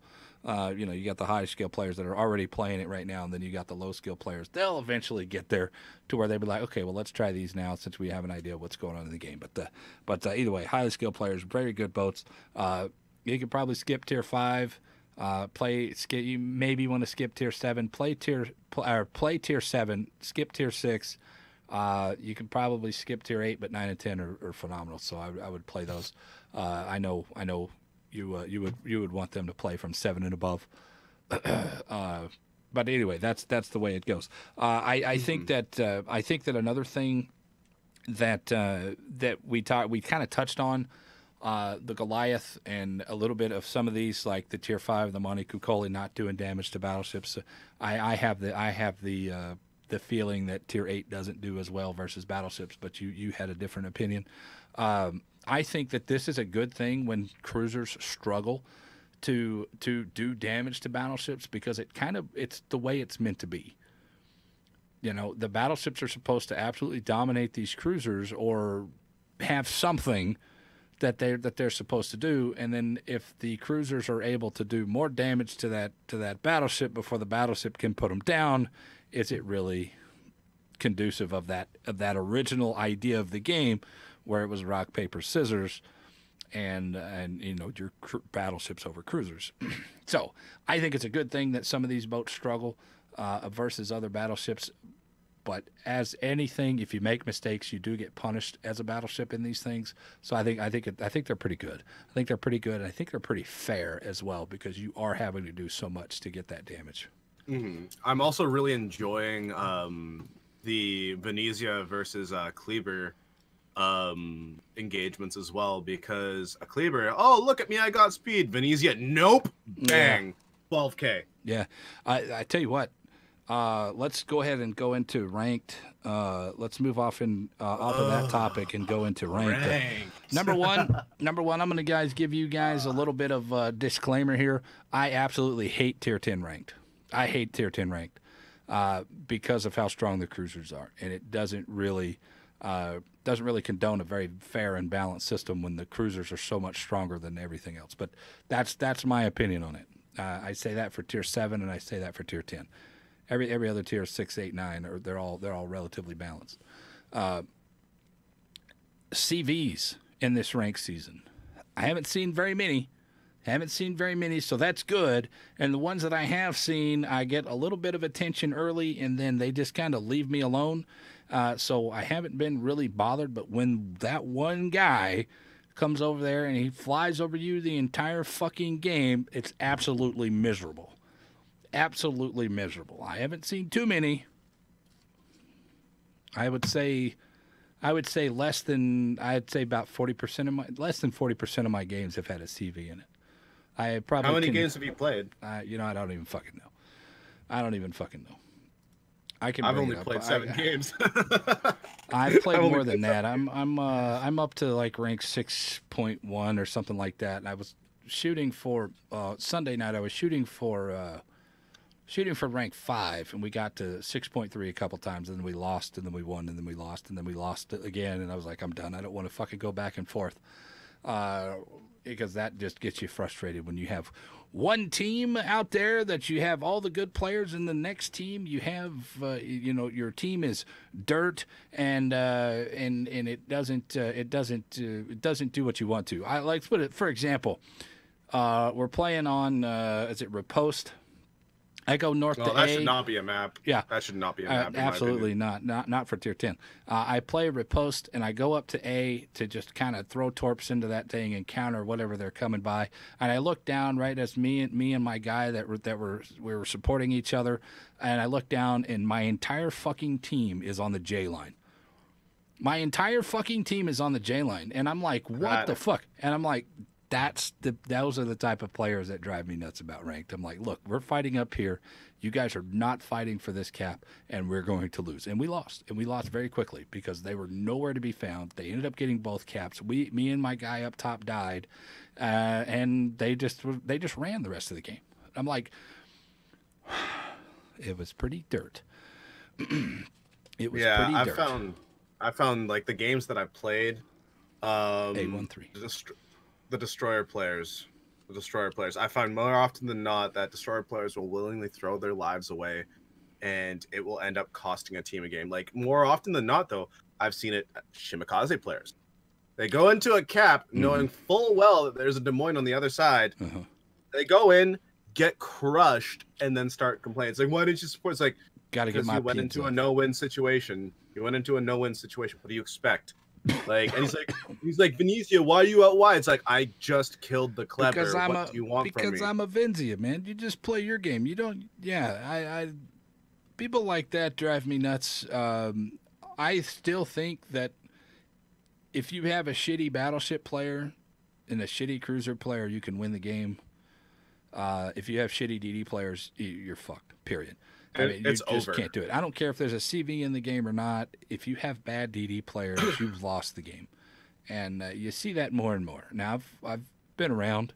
I've been around for a while. I've ranked out every season that I've played. Mostly DDs. I think I ranked out one when I was a dirty conch player because I just got fed up with the teams. I was like, how was that one season? I think it was it was like last season. It was the last tier 10 rank season. Mm-hmm. The last tier 10 rank season. I just got flat fed up with just not being able to keep my stars after doing 150,000 damage, having 3 caps and 2 kills, and I lose my star by no, not even that. There wasn't a CV in the game, but I would lose my star by like 300 points, and I was like, "This is bullshit, dude! I did 150,000 damage, killed 2 DDs, flooded these guys out, had 3 goddamn caps, and I can't get a star." It was very frustrating for a DD player, and I still think it is a little bit frustrating for a DD player. To play it is, because if you can't rely on that's why when I can see why exactly you're frustrated, because like as a DD player you have to kind of rely almost too much on your team, because like you have the spotting advantage, but your team has the firepower advantage, and it's up to them to make those shots so you can get to where you can be effective. Yeah, I agree. I mean, it's but I tell you what, Senpai, and having played so many goddamn rank seasons like we have, and a lot of other the people out there in the chat. Hey, chat, what's up? A lot of before I go on, chat, if you guys have any questions, comments, or concerns, at SirVenomIK right here in the chat or at Virtual Senpai, and we will talk about those at the end of the cast, so we can keep the flow moving. And I think a lot of people understand how the flows of the maps have gone and how the flow of the map should be. And I think that having that experience of the, umpteenth amount of freaking rank seasons that we've played, I think my first rank season was rank season 5. That was the first one that I actually played and ranked out in. And what are we on now? 14, 15, something like that? 14, something like that. And you're seeing a lot of the same maps. I mean, like, relatively newer maps. Sleeping Giants out there. No, it's Sleeping Giants not out there this year, is it? No, it isn't. Thank God it's I not. missed that map. I really enjoyed that map. But Thunderdome, that's where I would go all the time. But Riposte is a map that we played during the last ranked sprints that were tier 7. Very easy map to understand where you need to be early on as a destroyer player. What else is out there? Haven is out there this time, which I'm not really a fan of tier 10s on that map. I think it's too small for tier 10s. But it's not a terrible map for rank season. The way that they have the A cap or the 2 caps on the side and 1 right there in the middle, surrounding all the islands. I find that a pretty fair map, and it's not terrible for rank season. I just don't like the map. What else? What other maps we got? No Sea of Fortune this time, which I was kind of surprised. And then we have tier 10 on Trident. Which is it's hilarious. Which is hilarious. Absolutely, it is. It's got the 3 caps, one on the left where A would normally be, and then you have 2 split on the right hand side if you're on the bottom side of the board. It's an interesting thing for tier 10s. Now we played it at tier 7, we played it at tier 8, we played it at tier 9. We've played this map before, and it plays relatively the same. Radar boat goes up to that island on the right-hand side, or the left-hand side, excuse me, and then radar's the other guy. So you're basically stalling out A cap as long as possible so you could go get the 2 cap sides over here. That's basically the way I've kind of played it. And I find that is probably the most successful I've been, is playing for the 2-side cap instead of that A cap, because it's just a slog. Agreed, yeah. About like the rank season where Hotspot is, where you start on one side of the map and all the DDs rush over to Charlie, and then they just fucking sit there with their hydros. That's kind of the same feeling that I get with Trident. But it's a good map. I've always liked Trident ranked. I do enjoy playing on Trident. It's actually one of my favorites as well, because I mean, if you get a game that's easily flowing on it, it's just so much fun. Relatively, one map that I'm glad to not see during this ranked season is Crash Zone Alpha. I'm not a fan of that map. I don't particularly care for Crash Zone Alpha. It is not conducive of battleship gameplay, that map, because it's very wide open. So your battleships were pretty much going to be under fire the entire game.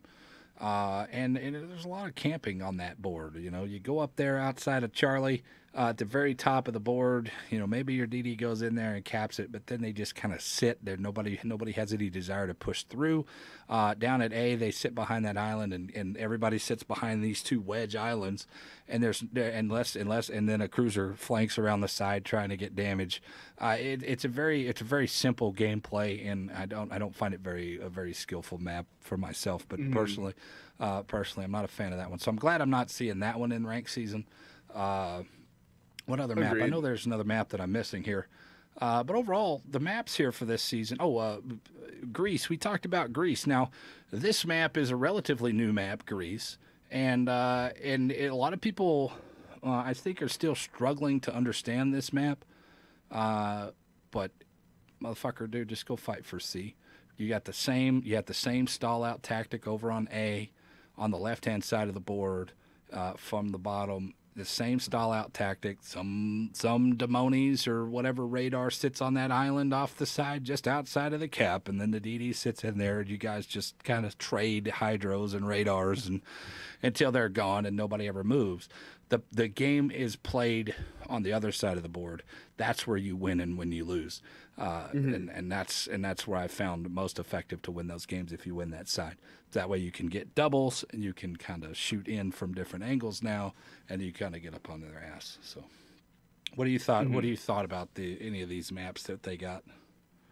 Greece, I think that people are like, yes, people are still trying to understand it, but at the same time, I'm playing the Venezia, so I found that if I go for the far cap, the far single cap, usually it's only a light cruiser and a destroyer over there, and usually people are going up that up that one side. Yeah, and I find that I tend to dominate on in those situations. Like I said, we had that one game on Greece where the Vencia comes around that thing.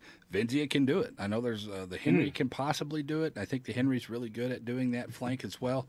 But you're probably better off seeing that. I mean, your overall flanking on that side is better left to a heavy cruiser. Better left to a cruiser than a battleship or a destroyer on that map.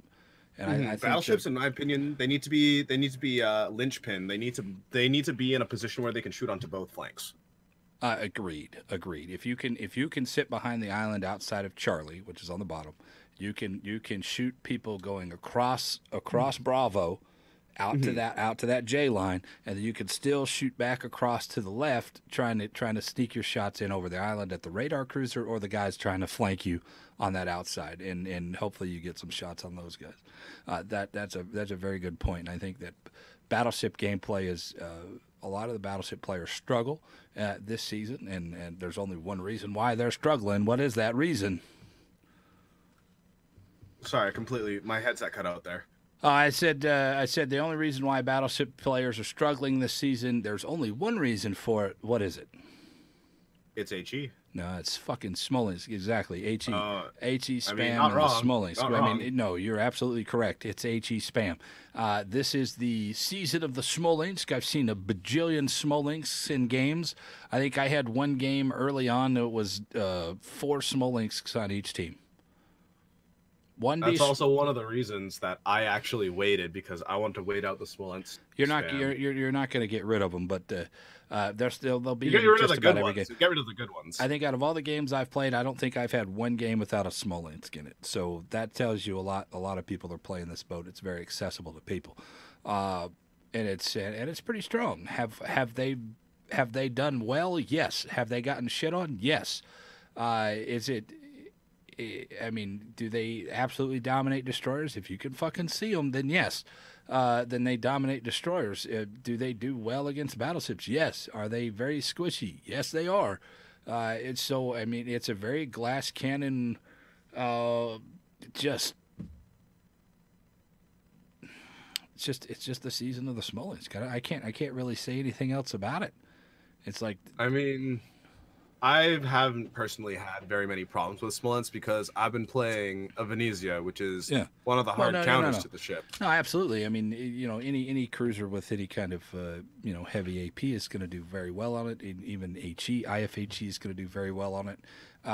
It's just how strong they are versus everything else. They a sitting still Stalingrad, if he's got angles on it, he's gonna hurt the Stalingrad. He's gonna hurt all the battleships, and they're gonna struggle and they're gonna be frustrated. And as soon as you spawn into a game, it's fuck you Smolensk. I've seen that several times in the chat. I don't know, man. I still don't think that the Smolensk is broken. I just think that without that smoke, it's not as strong. That's just one man's opinion, but. I think the concept is broken because we saw the same concept, not the same exact identical thing. We saw the same concept in the Kutuzov and the Belfast. Those two ships have since been pulled from the premium shop, never to be purchased again, but you do have a slight chance at getting one in a Christmas container. Now we have the same concept here as an HE spammer and smoke with the Smolensk, and it begs the question: did Wargaming not learn about? Did they not learn from their mistakes? Which I feel like I had this conversation with Sub, and he said, like, we understand where the ire is coming from, but numbers All say right. that everything is fine. So I have a couple of things. Number one, they were trying to introduce some kind of new gameplay, which they failed because it's the same old gameplay just in a new shell. You know, it's the same. It's the exact same gameplay as the Harry Gumbo. You know, that high rate of fire, high HE chance, and these are 130s and not 100 millimeters. These are not 127s of the Atlanta. These are 130 millimeter guns. Very, very strong guns. What are the Worcesters? 152s or something like that. They're 152s. 152s. So they're pretty strong as well. 155s on the Kudryashov, right? Or are they 152s as well? I think they're 155s. Are 152s. They're 152s. 152s. All right. Either way. I never really found that the Kudryashov was overpowered. Having played 200 plus games in it, I felt it was strong when it needed to be. Sometimes it was a little bit overly fire damage, but it's an easy fix. Just nut the fire damage a little bit, and then it's fine.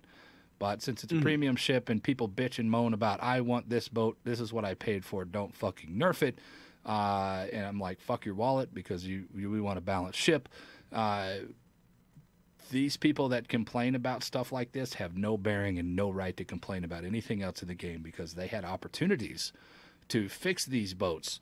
And I throw out there the Julius Caesar. They were going to fix this boat and make it balanced. And currently, the Julius Caesar still averages damage higher than some of the Tier 6 battleships at Tier 5. And they said no because I bought this boat like that. And I'm like, okay, that means to tell me you want broken ships. You want these broken-ass ships. So I don't give two fucks what you think about the Smolensk because you want these broken-ass ships. You don't want a fair and balanced boat and just because you fucking shelled out whatever money that you shelled out for it. I want a balanced boat. Fuck your wallet. That's my opinion. So... what did we lose? What did we lose when that happened? They said, nope, we're not going to do it. We lost a balancing of the Belfast. We lost a balancing of the Kudryashov. We lost a balancing of any future ships that they decide that they want to put out there for money. We lost balancing on this. So that's y'all's fault, not Wargaming's fault. That's the community's fault for complaining about something that wasn't an issue. And now we've made our bed, and now it's time to lay. Now you got to lie in it. So when people say, "Oh, this boat's OP," well, you want OP boats, you want overpowered boats because you wouldn't let them change the other ones. And I'm like, put that Belfast back in the fucking store, balance it because it's not overpowered by any means. None of these ships are overpowered by any means, but it's a very strong. It's just players that are very skilled or even show some form of brain activity that play these ships. They make them seem overpowered. If you play any boat smart. I mean, the Flint, arguably overpowered, arguably not. I don't really necessarily think it's overpowered, but with that smoke, it gives it an extra dimension that people seem that it's overpowered. 200,000 damage, and lost 20 fires, and it's and people think, wow, that boat's overpowered. And really not, because it was the positioning where I was literally sitting behind an island, and they were slowly rolling into me. Battleship slow roll into me. That is my bread and butter. If you play against a Flint or play against an Atlanta and you know where they are, don't go fucking charge it at them because they are going to eat you alive. And I think that has something that you can kind of translate a little bit of that to the Smolensk, unless they're shooting at 19 kilometers for some fucking stupid ass reason, because those shells, I don't care how fast they come out, they still kind of floaty at 19 kilometers. And your chance of hitting 16 kilometers, I think it's about the right level to play it. Which means if you have a 16-kilometer range, you're going to play it somewhere around 14 to 16, and that's where I think that's its bread and butter right there. And then, what would you think about this to nerf the Smolensk? Right. Have it lose access to its range module. Well, I'm not even using the range module. I'm using AFT because AFT goes to 139, doesn't it? I do believe, I'm not 100% sure, but people who were using it at 19 kilometers, having it lose that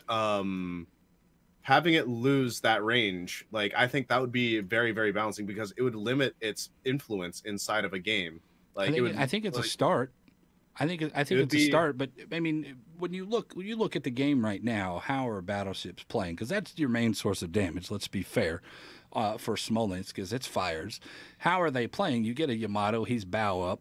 You get a GK, he's probably rushing in at you. You get a Kremlin, he's coming in at you, and then he's going to fucking stop at about 12.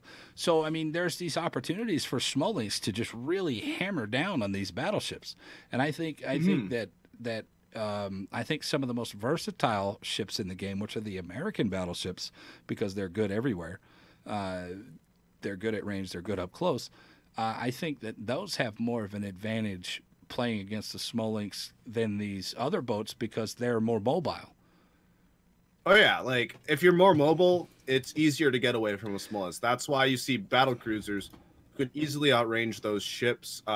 They can go silent. That's why you see the heavy and light cruisers getting away from them quickly, and the faster battleships like the Montana they can get away from these ships quickly. We haven't even talked about them yet, but the French battleships are even more mobile than the American battleships. But yet they still suffer more than the others. Oh, absolutely. They have the plating. They have the plating that IFHE just absolutely dominates them. You pick them apart. The Nelson gets picked apart by IFHE. The Monarch, which is not a fan of that boat at all, and the Lion and the Conqueror, they all get picked apart really heavily by IFHE. And then guess what? That's the fucking Smoley's bread and butter. Again, it's their bread and butter. So, so what do you do? What do you do? How do you counter it? Do you nerf the ship, or do you elevate your game in a battleship? If you know where Smolensk is, you're probably going to want to get away. I do agree that they probably should either A, you never want to take away a captain's skill because that's less options for you to play. So I would agree with taking away the range module from the upgrade section. I would agree with that. Forcing players to take that AFT, therefore taking about another 4 points. Because if you really, really want to have a more versatile Smolensk, you can only take realistically two tier 4 skills, because you need your conceal, like with the smoke you can kind of forsake concealment, but at the same time you kind of want concealment because you want to also contest the DDs. So it provides a little more. It makes the player sacrifice more. Right. I would also counter this that in the smoke that maybe they should raise the 139 detection or the 130 detection range shooting from smoke. I think they should raise that equal to or just a little bit over the hydro range. So if you are going, because I think the hydro range is what, 5.5. Let me pull it up right here. On the Smolensk, because if you are a DD and you want to help your team out, you cannot help your team by pushing in on this thing because of its hydro outdoes its fire from smoke range. I think that they could buff that in the smoke, and that would make it a little bit more fair and balanced as well. So there's a legit counter to it. Right now, there's really no legit counter to it other than knocking the fuck out of it and getting lucky. I agree with that. I mean, I think that, like, if you can, speaking of smoke firing, we need to also correct the modules, the models for ships that are smoke firing, because I don't know if you saw the models, but from when a ship shoots in smoke, the puffs aren't directly on the barrels where they should be. They're actually like a few feet away from it, and that throws off the smoke shots. I believe Mouse actually brought it up, and I saw. Oh, you're talking about shooting into smoke, not shooting from smoke. Yeah. Well, it's the same. It's the same thing. Like ships shooting from smoke, their smoke puffs aren't in the correct position. All right. Well, I understood that as you're trying to shoot somebody that's in the smoke and the puffs aren't in the right direction. As soon as you fire, they're offset a little bit, and I totally understand that. I totally agree. It's like you're shooting without being locked on. You have no idea what's going to happen with your shells. Exactly, and it makes it even worse. So I agree with that. Maybe they should fix that. I don't think that it fixes anything per se. Does it make people more accurate in the smoke shooting? No, but you can put it in a better area, probably a more highly statistical hit rating area than you would normally. So yeah, it makes a little bit of a difference at least. A little bit at least. All right, yeah, so I'm interested. What do you guys think? I'm assuming that the chat out there is still here. Hey, chat, what's up? You guys have opinions about this ranked season. Some of you guys have played more than I have. and some of you guys have played less than I have. How are you guys perceiving the Smolensk in this ranked season? And then let's expand this. Let's talk about CVs in the ranked. How many CV games have you had in ranked? I've only played 7 games, and I've only had a couple. Nah, I haven't had too many. I haven't had too many CV games. It wasn't too much. It wasn't too much. We've got some peanut galleries out here. Fuck CVs and fuck the Smolensk. That's been the overall feel from when I'm playing in the chat. I'm not going to disagree. It's pretty strong. I'm telling you, man. Like I said, it was I know how bad CVs are, and I know how bad CVs can be, and I know a very good CV is going to dominate the game, and a very bad CV is going to do nothing. And I still feel it's all or nothing with CVs. I still feel, just like I did with the previous CV rework, it's either all or they're nothing. There's no middle ground. I still feel like when I play a CV, I'm kind of disconnected from every facet of the game because I'm just kind of doing my own thing. I don't feel part of the team when I play CVs. And well, I mean, that's just my own personal opinion. Some people, look at all this fucking damage I'm doing. But I understand. As for ranked season, I still don't think carriers have any business being in ranked.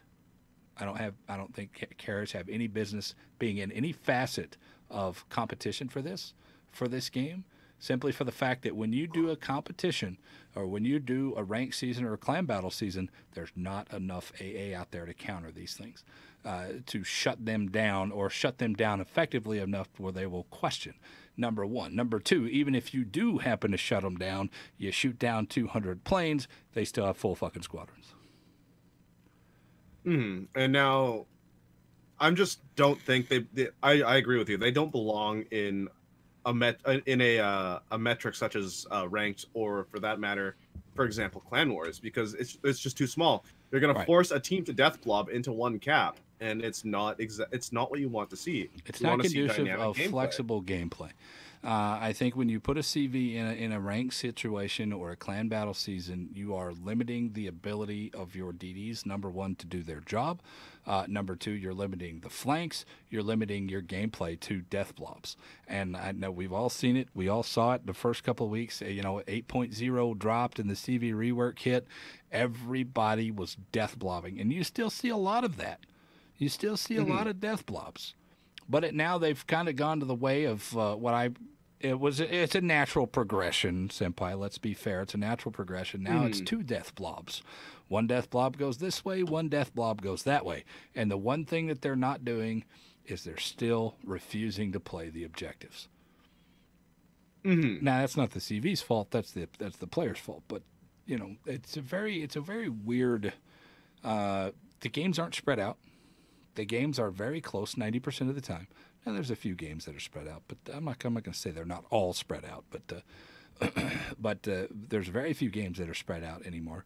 Very few games that go close to each other anymore. And it's just a big blob at fucking 18 kilometers firing at big blob at 15 kilometers. I mean, that's kind of the way that I've got this feel for the game lately. Is that the game is just kind of slowed down and kind of come together. But not come together as in enemies coming together. It's coming together as the team comes together, and then they're still sniping the entire fucking map. It's really weird. Yeah, it's just like everyone's just it's a combination of a bunch of factors what we see here.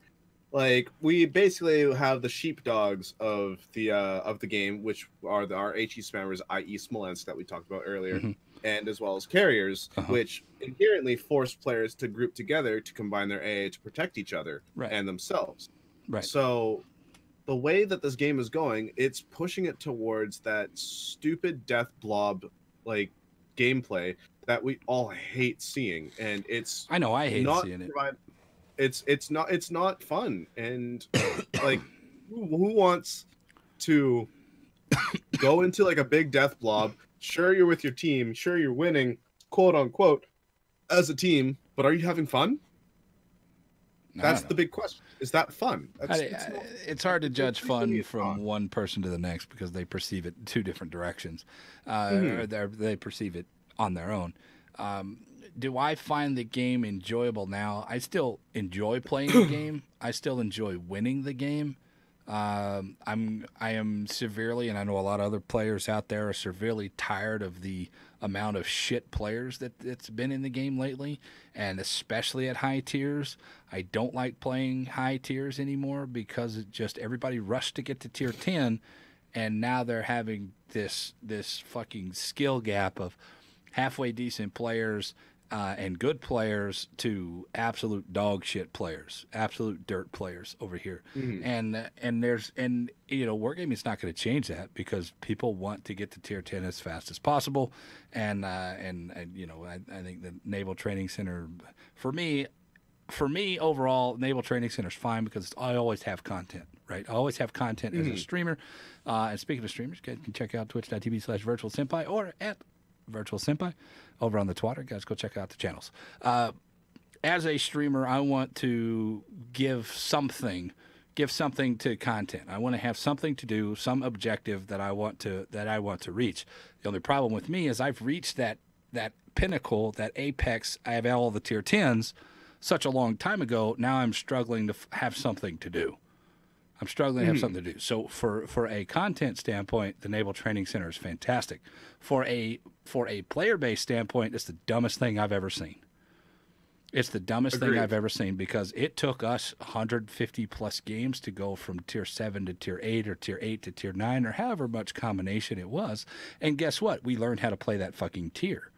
We learned how to play what our ship was capable of versus everything else. And then you roll into the next one. The next one took you 100 plus games, or maybe it took you less because you enjoyed that boat and you figured out that boat very quickly. But you learned how to play that boat versus the tier. There's none of that fucking skill thing now. And I think it was not a smart move from Wargaming to because everybody wants to pay and rush through, but nobody wants to take the time to learn the game. And Wargaming doesn't give a shit because they're getting their doubloon values out there. They're eating up a lot of that free XP that was out there. Exactly, yeah. Wargaming doesn't give two shits about the skill level of the game. They don't care. They just want people to play their game and play their game the way that they want to play the game. So what does that do? That gives these players that doesn't give two fucks about learning the game, that I just want to go blow shit up, that gives them an opportunity to get to tier 10 as fast as possible. And then it kind of separates the guys that really give two fucks, that care about the game, and their skill level is going to continue to go up as the player base and their skill level goes down. These guys out here, the yous, the me's, what I like to call 1%ers, that have played You're not wrong. There's a big community worth. Maybe we don't want to put them in the 1%ers, but maybe the 5% of the players out there that have been playing since beta, or they've been playing for 2.5, 3 years, that have 14, 15,000 games. There's that set of players that are just absolutely going to dominate these other set of players, and there's really nothing Wargaming wants to do or will do about it. And we all suffer as a community of having those really bad teams. Everybody gets it. Everybody gets it, and it's not that fault. It's Wargaming's fault for creating this pay to advance. It's not a scheme because that puts negative connotation on it. I don't have a problem with pay to advance. Right, premium time, right? Well, then they added all these new flags and all these extra camos that you just really bust through things very quickly. 10, 11, 12,000 experience per game just to help those people get through these boats that they may or may not like, and they push through tier 10. Is that good for the game? I don't think it's good for the game. I think premium time should be about the limit of it. Maybe another 100% somewhere, a flag or a camo, and that's about it. But when you look at some of these flags, 777 free XP, 333 commander XP, these people are getting up way too fast. They're getting up way too fast, and this is something that Wargaming has encouraged because that's what people want to do. They don't want to sit there and play 100 games in tier 6 anymore like I did when I first started playing and learned the game. Oh, yeah. Exactly. Like, I think like I think that some of these consumables should be locked behind a progress wall. So it would one force players to learn the game. Sure, you won't advance as fast. Maybe you'll get access to some of it, but almost like kind of a prestige system like the old Call of Duties had. They kind of tried to do this when they remade the original first couple of levels. You had to play a certain amount of games now instead of before. It was just experience. You got enough experience that you could move up into once you hit what was it rank? You hit like account level 3, then you could play with other dudes and you could play random battles instead of playing nothing but co-op. And now they've gone and taken it to another level where you have to play a certain amount of games before you're able to do this. But I don't know. Maybe I think that I don't know. They can't really limit it too far, because if they do that, then people just won't care. And obviously, people don't care now. But so I think the early levels of a new account. I don't know. I don't know what you do. You can't put out missions out there to train people on how a boat's supposed to be played, because they don't want to dictate how people play the game. They want to give them options to do. So I don't know, man. I don't know where to go on that, but. I mean, it's just there's faults at the core of this game that haven't been properly addressed. Well, it's something that they've done to themselves. It's something that they've done to themselves. The whole steel thing, and then selling the steel. I was like, man, you just really negated all the hard work that all these people threw out there to get the flint or to get the black, earn the black through their 5 rank seasons, which I did.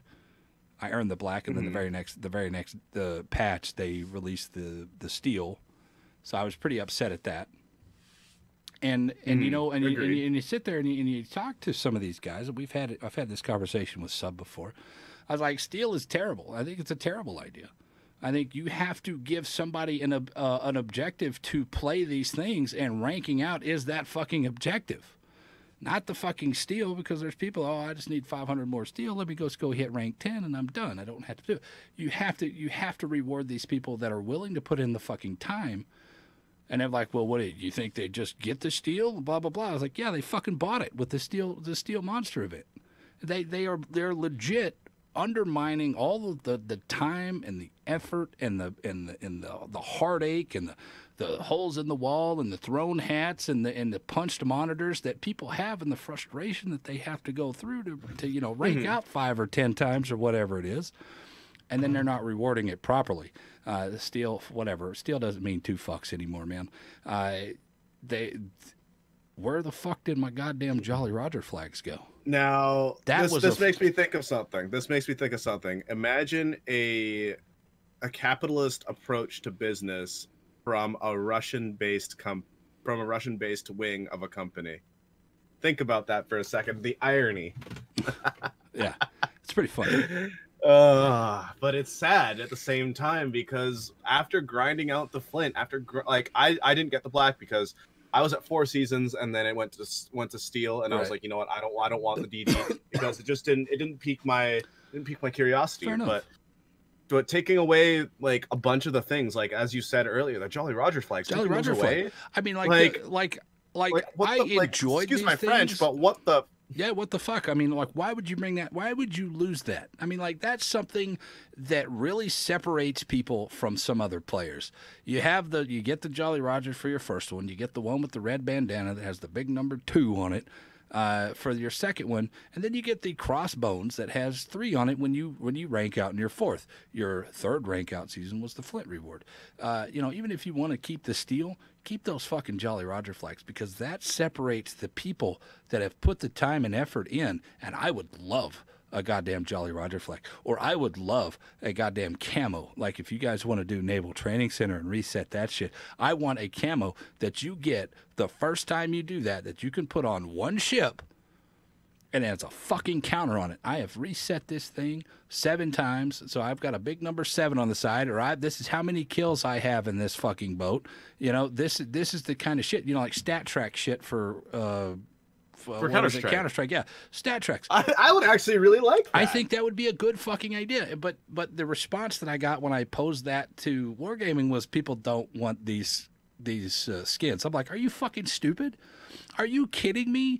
Dude, how many players out there have bought skins for League of Legends? And the only reason you play that character is because you have that fucking skin. I will buy fucking permanent camos on this because it makes my ship unique and it makes my ship stand out for everybody else. And I want to stand out from everybody else, and the only way to do that is to put my own fucking personal touch to it. Boat skins are easy fucking money, bro. Easy money. Exactly. Figure out some way to put how many kills you have in this boat or how many games that you've played in this boat. Put that on the side of a fucking deal and let it tick up just like Stat Track from fucking Call of Duty CSGO. I think that would be 100%. Fucking legit, dude. Now, obviously, when you get the Stat Track camo, you're not going to be able to go back, so you have to start at zero. You'll have to start at zero. But I can guarantee you, if you get somebody out there, Senpai, and you know this, go with me here.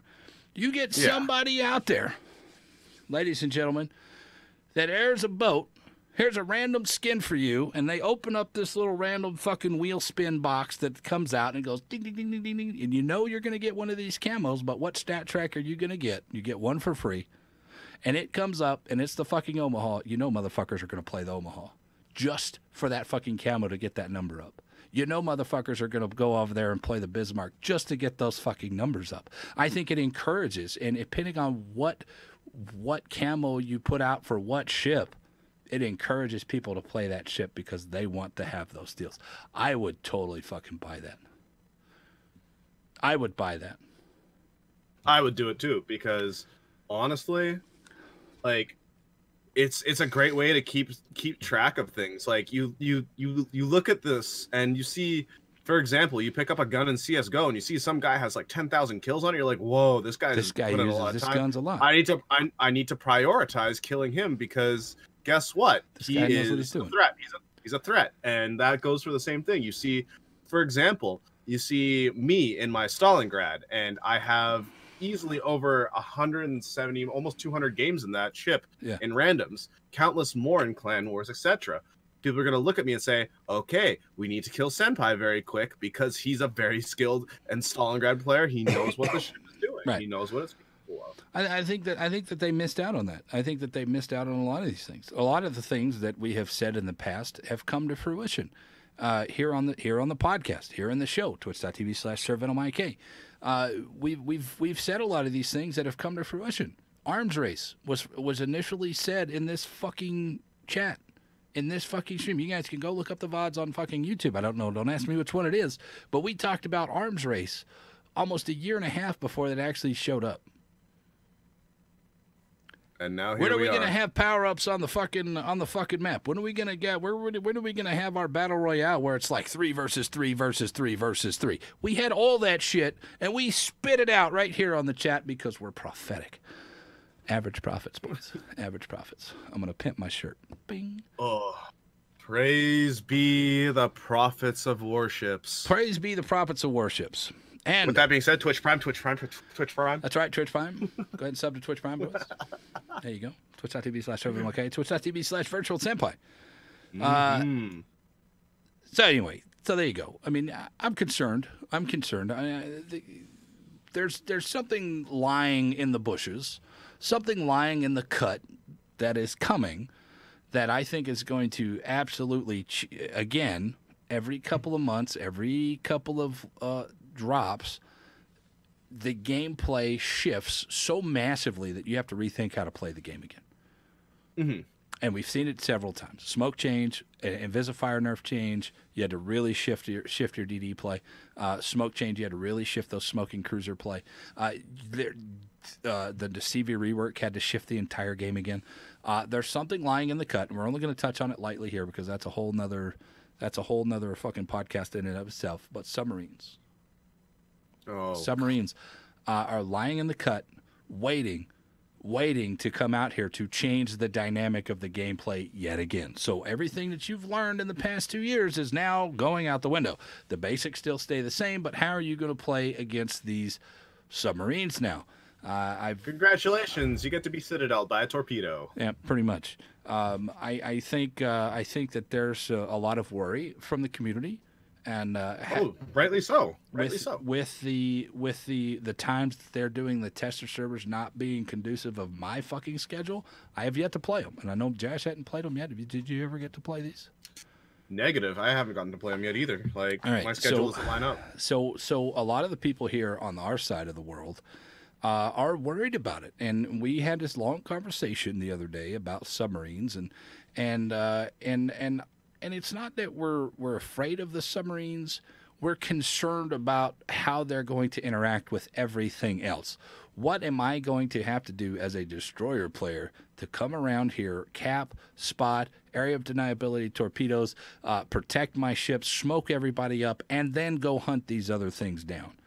How am I gonna manage that? That's gonna put a lot of pressure on the DD players to perform at a higher level. And we already know right now that them motherfucker DD players that we got out there, they ain't up to the task. They can barely handle capping, let alone capping and this, and then capping and that, and then capping and this. They can't do one of these things. So the destroyer players are going to abandon destroyers, and they're going to go play a lot of submarines. And then the age of the DD dies. I don't know about that. I was watching some Arun gameplay. If you guys don't know who Arun is, he's I don't know. Are they still doing the podcast, the Warships podcast? I know. I think it was retired. Okay, so I think it's retired. He was. If you guys don't know who Arun is, he's another community contributor. He was doing the Warships podcast with Vanessa and Kellorn, but Kellorn has since stepped away, and now Vanessa Seria has stepped away, and so there's nobody else to fill it. So they retired, and it was it's a sad day in the history of World of Warships, because they were a fount of knowledge for a long time, and props to them for having 200 plus episodes. I've got 38, and I'm dragging. Hey man, everyone goes at their own pace, so it's all good. But I think that if they can implement it to where the destroyer doesn't have to leave the main part of the game, the main section of the game, and go off into this own little mini game, the feeling of pulling the same feeling I get when I play CVs, that I'm really not part of the game anymore. According to this video that he had posted out on and in the Discord, in the community contributor Discord, you have access to that. Of course. I was very interested in the gameplay. The submarines are subject to a lot of splash damage. So if you're firing in an area, and say you're a battleship firing into that area where your DD has spotted, you can absolutely do damage to these submarines when they're under in periscope level, on the surface in periscope level. I saw somebody shoot at this guy, shoot at the submarine and set him on 2 fires. How are you going to set motherfucker on 2 fires underwater? I don't get it, but I guess if it pinned and exploded inside, I guess that's the only thing Magic!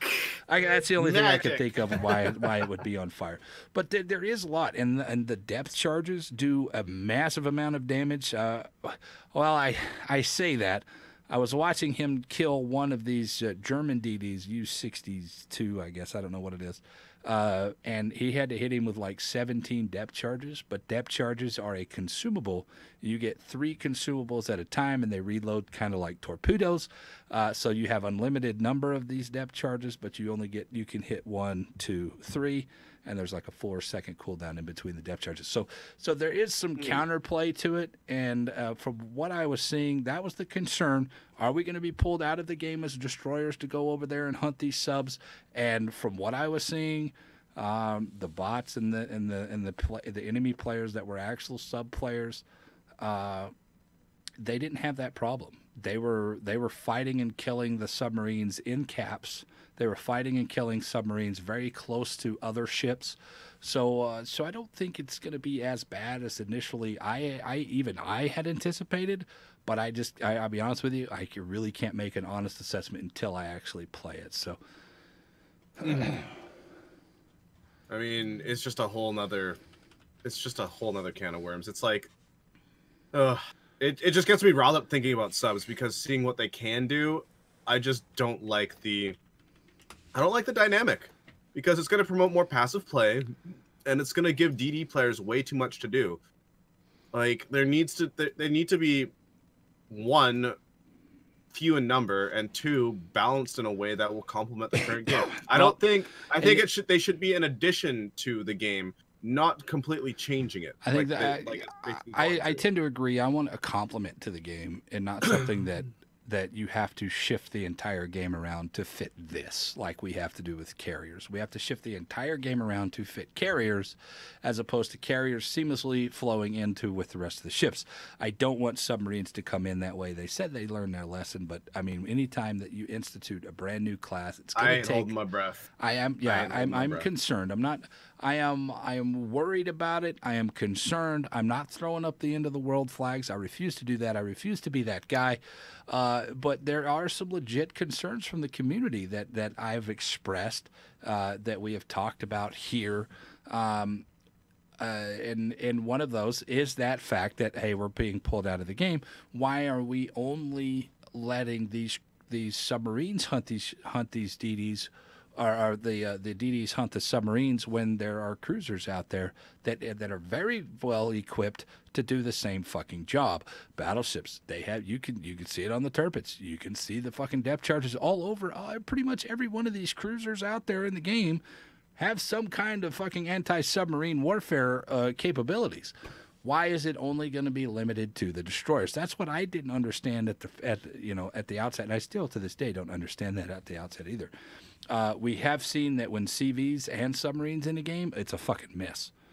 It's a fucking mess. That destroyer is hurting really bad, number one. Number two, stuff like the British carriers, the British CVs are absolutely dominant versus destroyers with their bomblets, and they will also knock the shit out of submarines with their bomblets as well. I've seen a lot of damage coming off of these high explosive AOE explosions in the water. So that's another counter to them. I mean, the only thing we have right now is we just basically we're waiting. We're in a holding pattern. We're in a holding pattern. We have concerns. We've seen some of these videos from these other community contributors that have actually gone in depth and played this thing, and I tend to lean toward the side of Arun on some things, and he said it seems pretty balanced thus far. There's still some tweaking that they need to do, one way or another. There's still tweaking that has to happen before they're ready to go, obviously, and I'm hoping that they tweak it right, and I'm hoping Arun is open-minded enough, which I think he is, to see it from every side. Not, okay, these things are coming no matter what, so we're going to have to make them the best that we can. We don't want them weak. We don't want them too strong. We want them to fit right in line with the game to where we don't have to change very much about what we're doing currently to facilitate these submarines coming into the game. And it's basically I'm seeing a little bit of red. Like, all this talk of subs has just got my head scrambled. Yeah, I'm not too thrilled. My personal opinions, I think submarines are boring.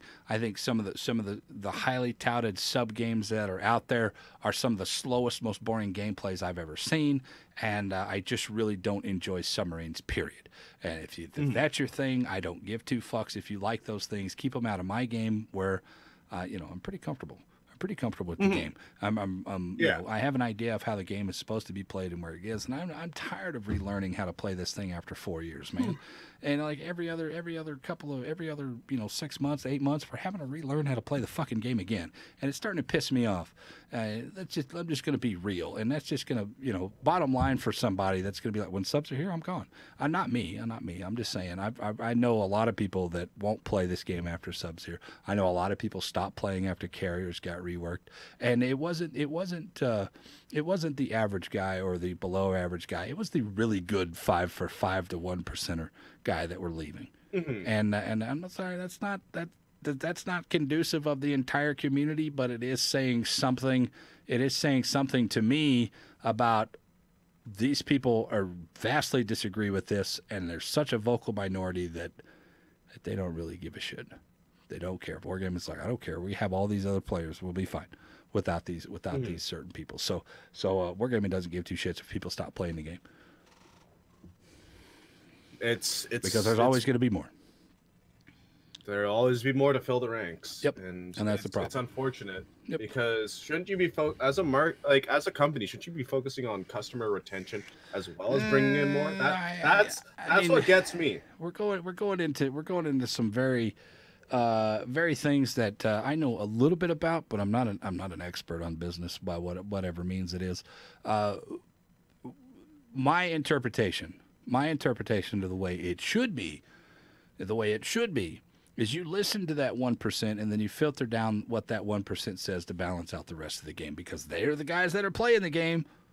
These are the guys that are playing the game and have been playing the game and been paying your fucking bills for a long time. You kind of want to pay attention to what these motherfuckers have to say. And but you also have to listen to these other guys. This is too hard for us to understand. So then they start adding quality of life changes, and then they kind of dumb down the game a little bit to fit some of these other people. Then they dumb down the game even more, and it's a very hard balance. Who do you listen to? Do you listen to these guys? Look, 90% of the players are saying the Smolensk is overpowered. They are ignoring that fact because their numbers don't mix. Their numbers don't say that it's overpowered. And so who do you listen to? And I think that Wargaming does a pretty damn good job at balancing the game. The game is relatively balanced. There's a couple of outliers that CVs is an outlier. Smolensk is kind of an outlier for some people that really are hard target focuses. The thing is, when the CVs came out, what was the thing before that we were bitching about? It was radar. Anybody bitch about radar anymore? Nope, because CVs have taken the priority. Smolensk came out. You still hear a lot of bitching about CVs, but it's nowhere near the loudness of what it was when before the Smolensk came out.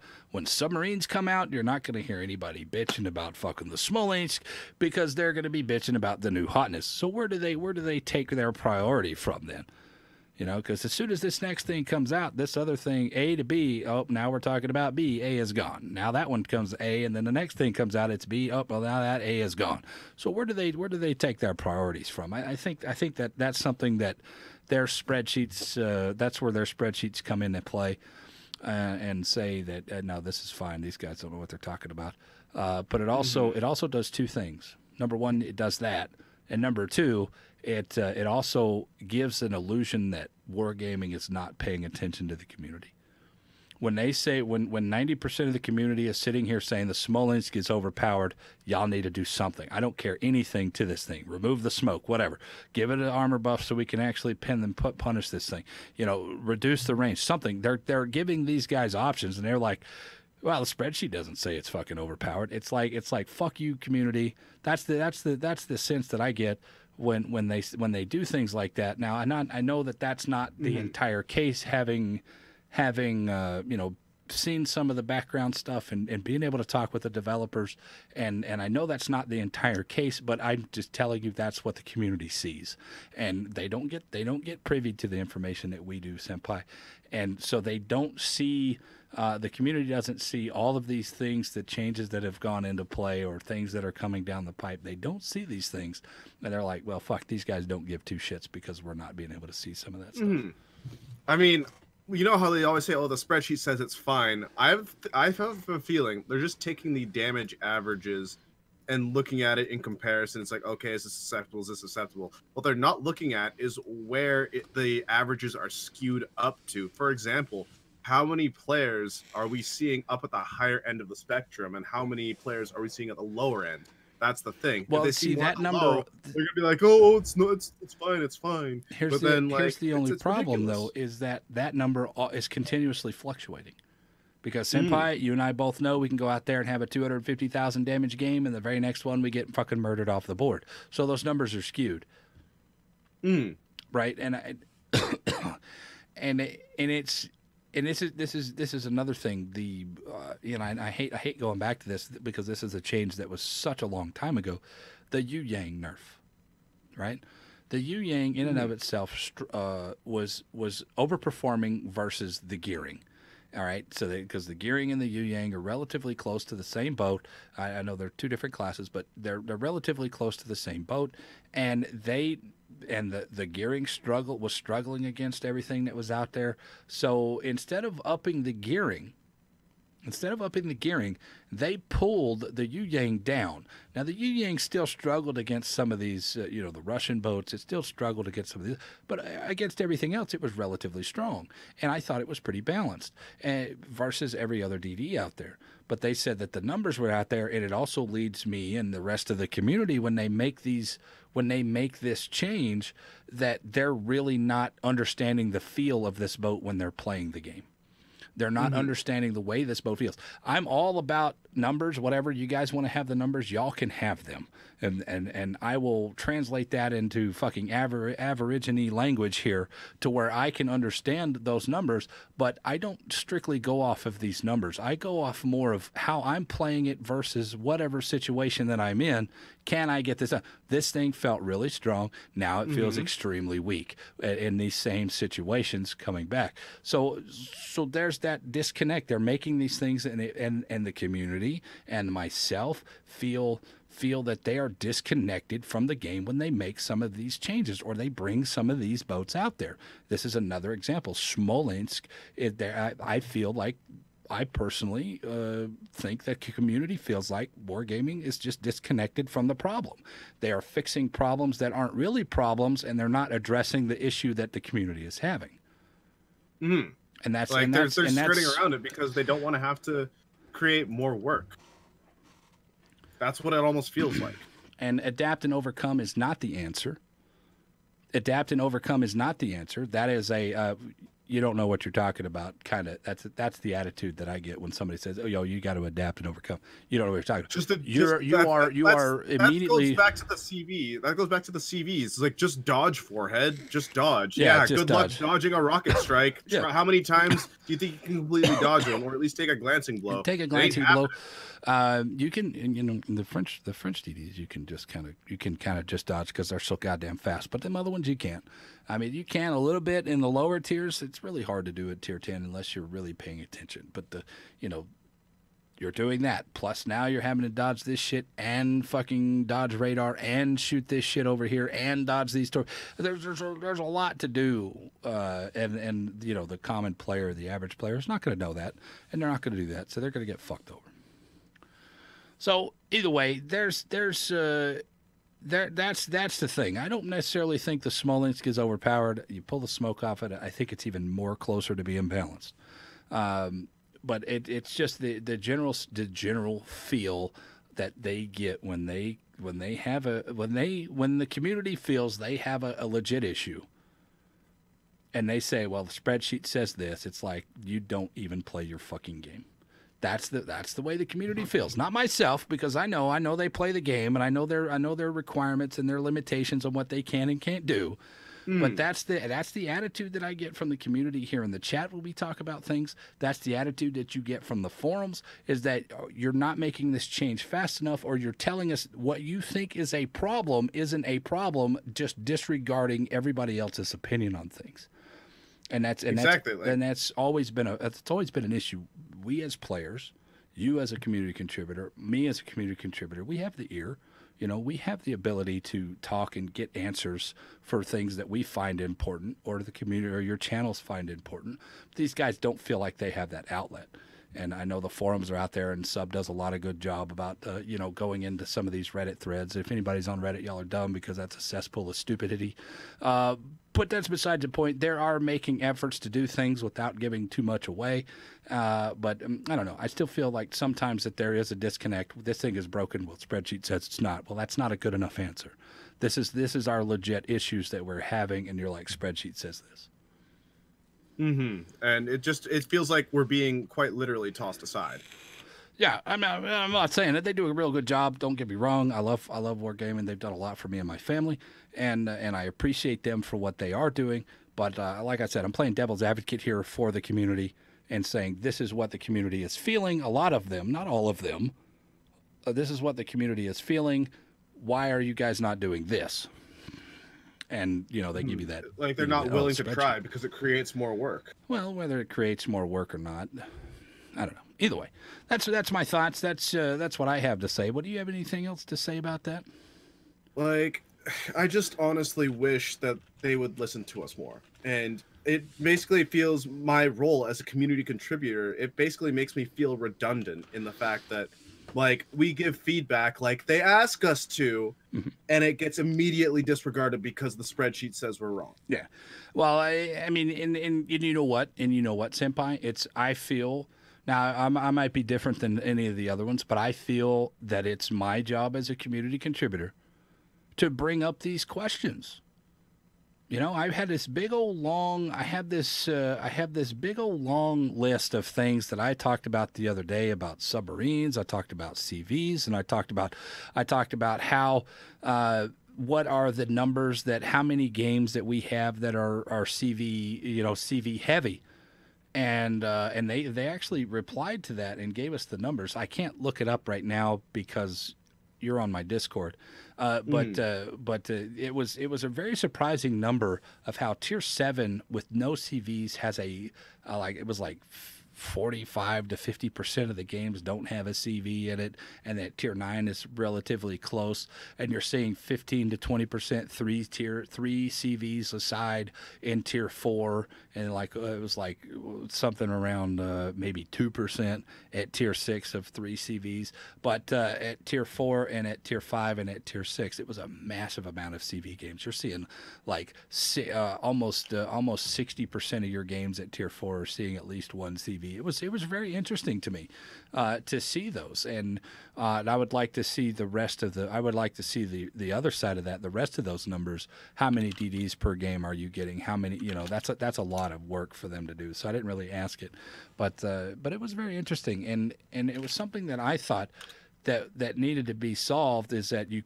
got to get rid of double CV games at Tier 8 and above. It's just ridiculous, especially when it's double CV games and they have unlimited fucking planes. And don't give me that bullshit about, oh, well, if they lose their squadron, all you have to do is immediately launch and hit F or immediately launch, drop your first deal, you never lose your squadron. So you will always have planes. So that where you have 200 plane kills and your enemy CV is still throwing out full squads. I think it's a little bit bullshit. They need to do something to delay the action time on these CVs. You know, put a cooldown when you switch over from one plane to the next plane, and you know, something, anything is better than what we have right now. You know what I'm saying? And they were like, well, we're looking at Tier 6. We're looking at this. We're looking at this. And I'm like, well, that's not the issue. The issue is 3 fucking CVs every 15% of your games with 3 CVs. That's the problem. You're looking at something that's not an issue. Look at this one first. This was more priority because more people are playing this one. And why are people playing in Tier 4 and CVs and seal clubbing TVs? Because there's no fucking AA. Exactly. Like anyway. look at the ARC beta. What's AA? What is AA? Yeah. Most of them at tier 3, Tier 4, Tier 5 don't have very good AA. And even the vaunted Texas AA is not really good enough for this type of CV gameplay. So either way. So there you go, guys. That is going to do that for that. Now we're going to go into one last segment here, and we're going to call it the Ship of the Week. This is a new segment that we've done it in the past of ship highlights or highlighting whatever ship that the guest would like to mention. But now we're going to give it a little bit more power. Here, how are we going to give it more power, Senpai? Here's what I'm going to do. I'm going to let you choose one ship of the week. Maybe you choose something that you enjoy, something that you don't like.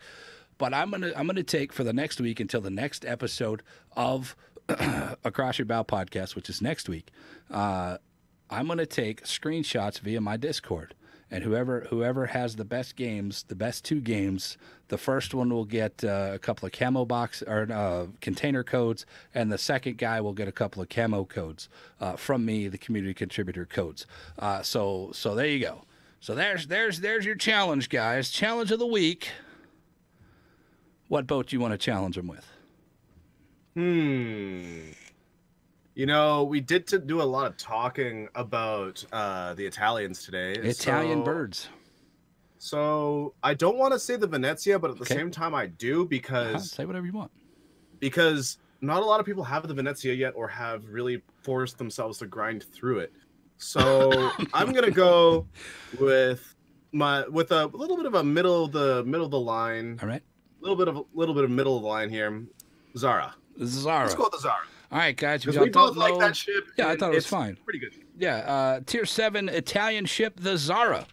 Guys, if y'all want to hit me up in the Discord, you guys are more than welcome to hit me up in the Discord. I want your screenshots sent to me in the Discord. There's my Discord, and I'm going to set up a channel just for these screenshots. So you guys come into the Discord, drop your screenshots for the Zara. They have to be from December the 3rd and on. I'm not going to take something back 2 weeks ago. I'm going to take something from December 3rd and on, and you guys send out in the best 2 games out there. I'll give two community contributor container codes to the winner, and then we'll do 2 camo codes to the second place guy. So there you go. Zara, pretty fun boat, man. I really enjoyed it, man. It really is one of the shining gems of the line. Absolutely. All right, Senpai, anything else that you would like to tell these beautiful people out there before we get out of here? Don't count this game out yet, ladies and gentlemen. There are a lot of things coming in the future that we aren't allowed to talk about. But the things that you do know of, there's some cool things coming. All right. There's one particular thing coming that you guys will get very soon, and y'all will. Some of you guys will understand it, and some of you guys will, and some of you guys will understand how it affects your game. So, something coming out very soon that I cannot wait for this to come out, which maybe will help out a lot of other things. So, either way, guys, this is Virtual Senpai. Tell them what your schedule is. Well, my schedule right now, it's about to clear up because it is the end of semester, and I do have my last exam next week. So usually I stream Wednesday, Fridays, and weekends as well. I will be starting to stream on Mondays as well. I started around between 10 to 11 Pacific Standard Time. So if you're watching Venom here, I stream, it'll be about 2 hours, 2-hour time difference. Mm-hmm. So. Well, it's 10:30 my time right now. So it's, 8:30 yours? Mm-hmm. Yeah. Yes, 8:30 mine. Yeah. So I tend to do that. I do have a Discord as well and my Twitter. Drop it in the so chat. You guys can catch me all there. You can join my Discord on my channel. So if you look above me right here, this URL right here, just go to that URL, look down on the panels for the Discord panel, click that. It'll give you Twitch.tv/virtualsenpai. For you guys over on YouTube, I'll have links to all this shit in the comment section below, so you guys, or the description below, and you guys can leave comments and questions there. So either way, man, that's Virtual Senpai, twitch.tv/virtualsenpai. Check him out on that channel, man. You guys won't be disappointed. He plays a lot of weeb music, so if you like a lot of electronica, I don't know, is that the genre that you like to listen to a lot? Is it electronica? Electronic dance music, yeah. I listen to a lot of that. I listen to a lot of metal as well. Not quite as much as the weeb stuff. Okay. Anymore. I'm getting away from that. Your K-pop your K-pop fascination is now I'm gonna just stop you right there and say this: fuck K-pop. It's all about that J-pop and those lollyboats. All right, you guys can hit him up over on his Twitter at Virtual Senpai with 2 eyes, and of course I am Sir Venom IK. Thank you very much for watching episode 38 of the Across Your Bow podcast. Is now in the books, man. It's in the books. It was a great cast. Thank you very much for coming back. Twitch.tv/Sir Venom IK right here in the channel at Sir_Venom_IK. Get all the updates when I go live and all the other random musings that I like to throw out there. I love each and every one of y'all. Thank you very much for watching. This is our first one back next week at 7 p.m. U.S. Central Time on next Tuesday, which will be the 10th of December at 7 p.m. Mr. Moto is going to join us for the first time. We'll ask him the 9 questions of averages and see what he's about, and maybe shed some light on his stream, as he's a relatively new streamer.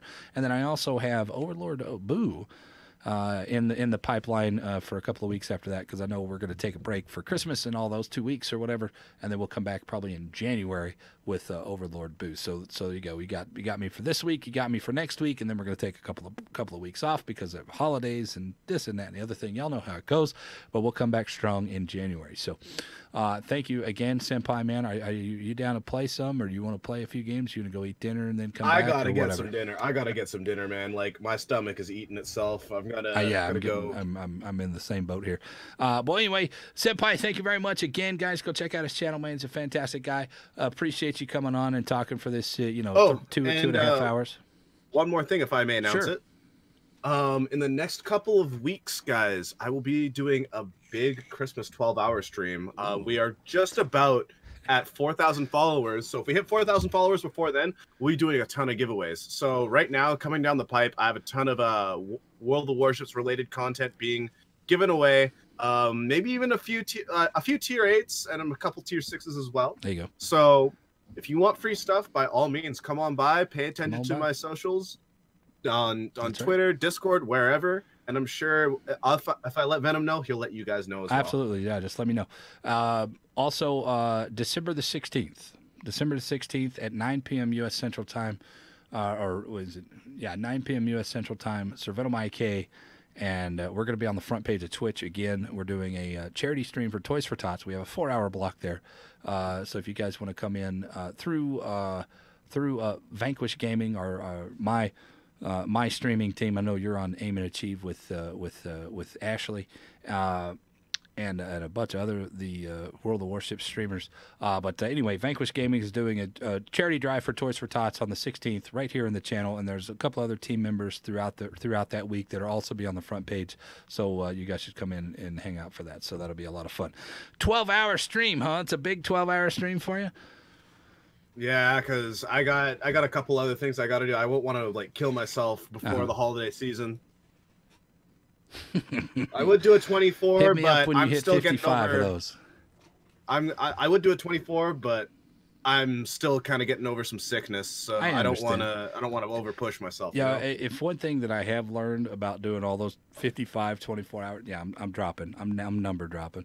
That's my PR rating. My PR rating is 55, 24-hour streams. Where are you at? I've only done one, but that's good enough for me right now. It'll come sooner or later. You gotta tell me your I got a whole method for this, man. It's pretty easy, man. I love you guys. We'll see you guys next week, man. We're gonna go ahead and make our break here, and then come back and we'll play some fucking games, man. I love you, Senpai. Thank you so much, dude.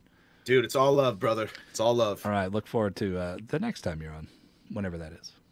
Whenever it may be.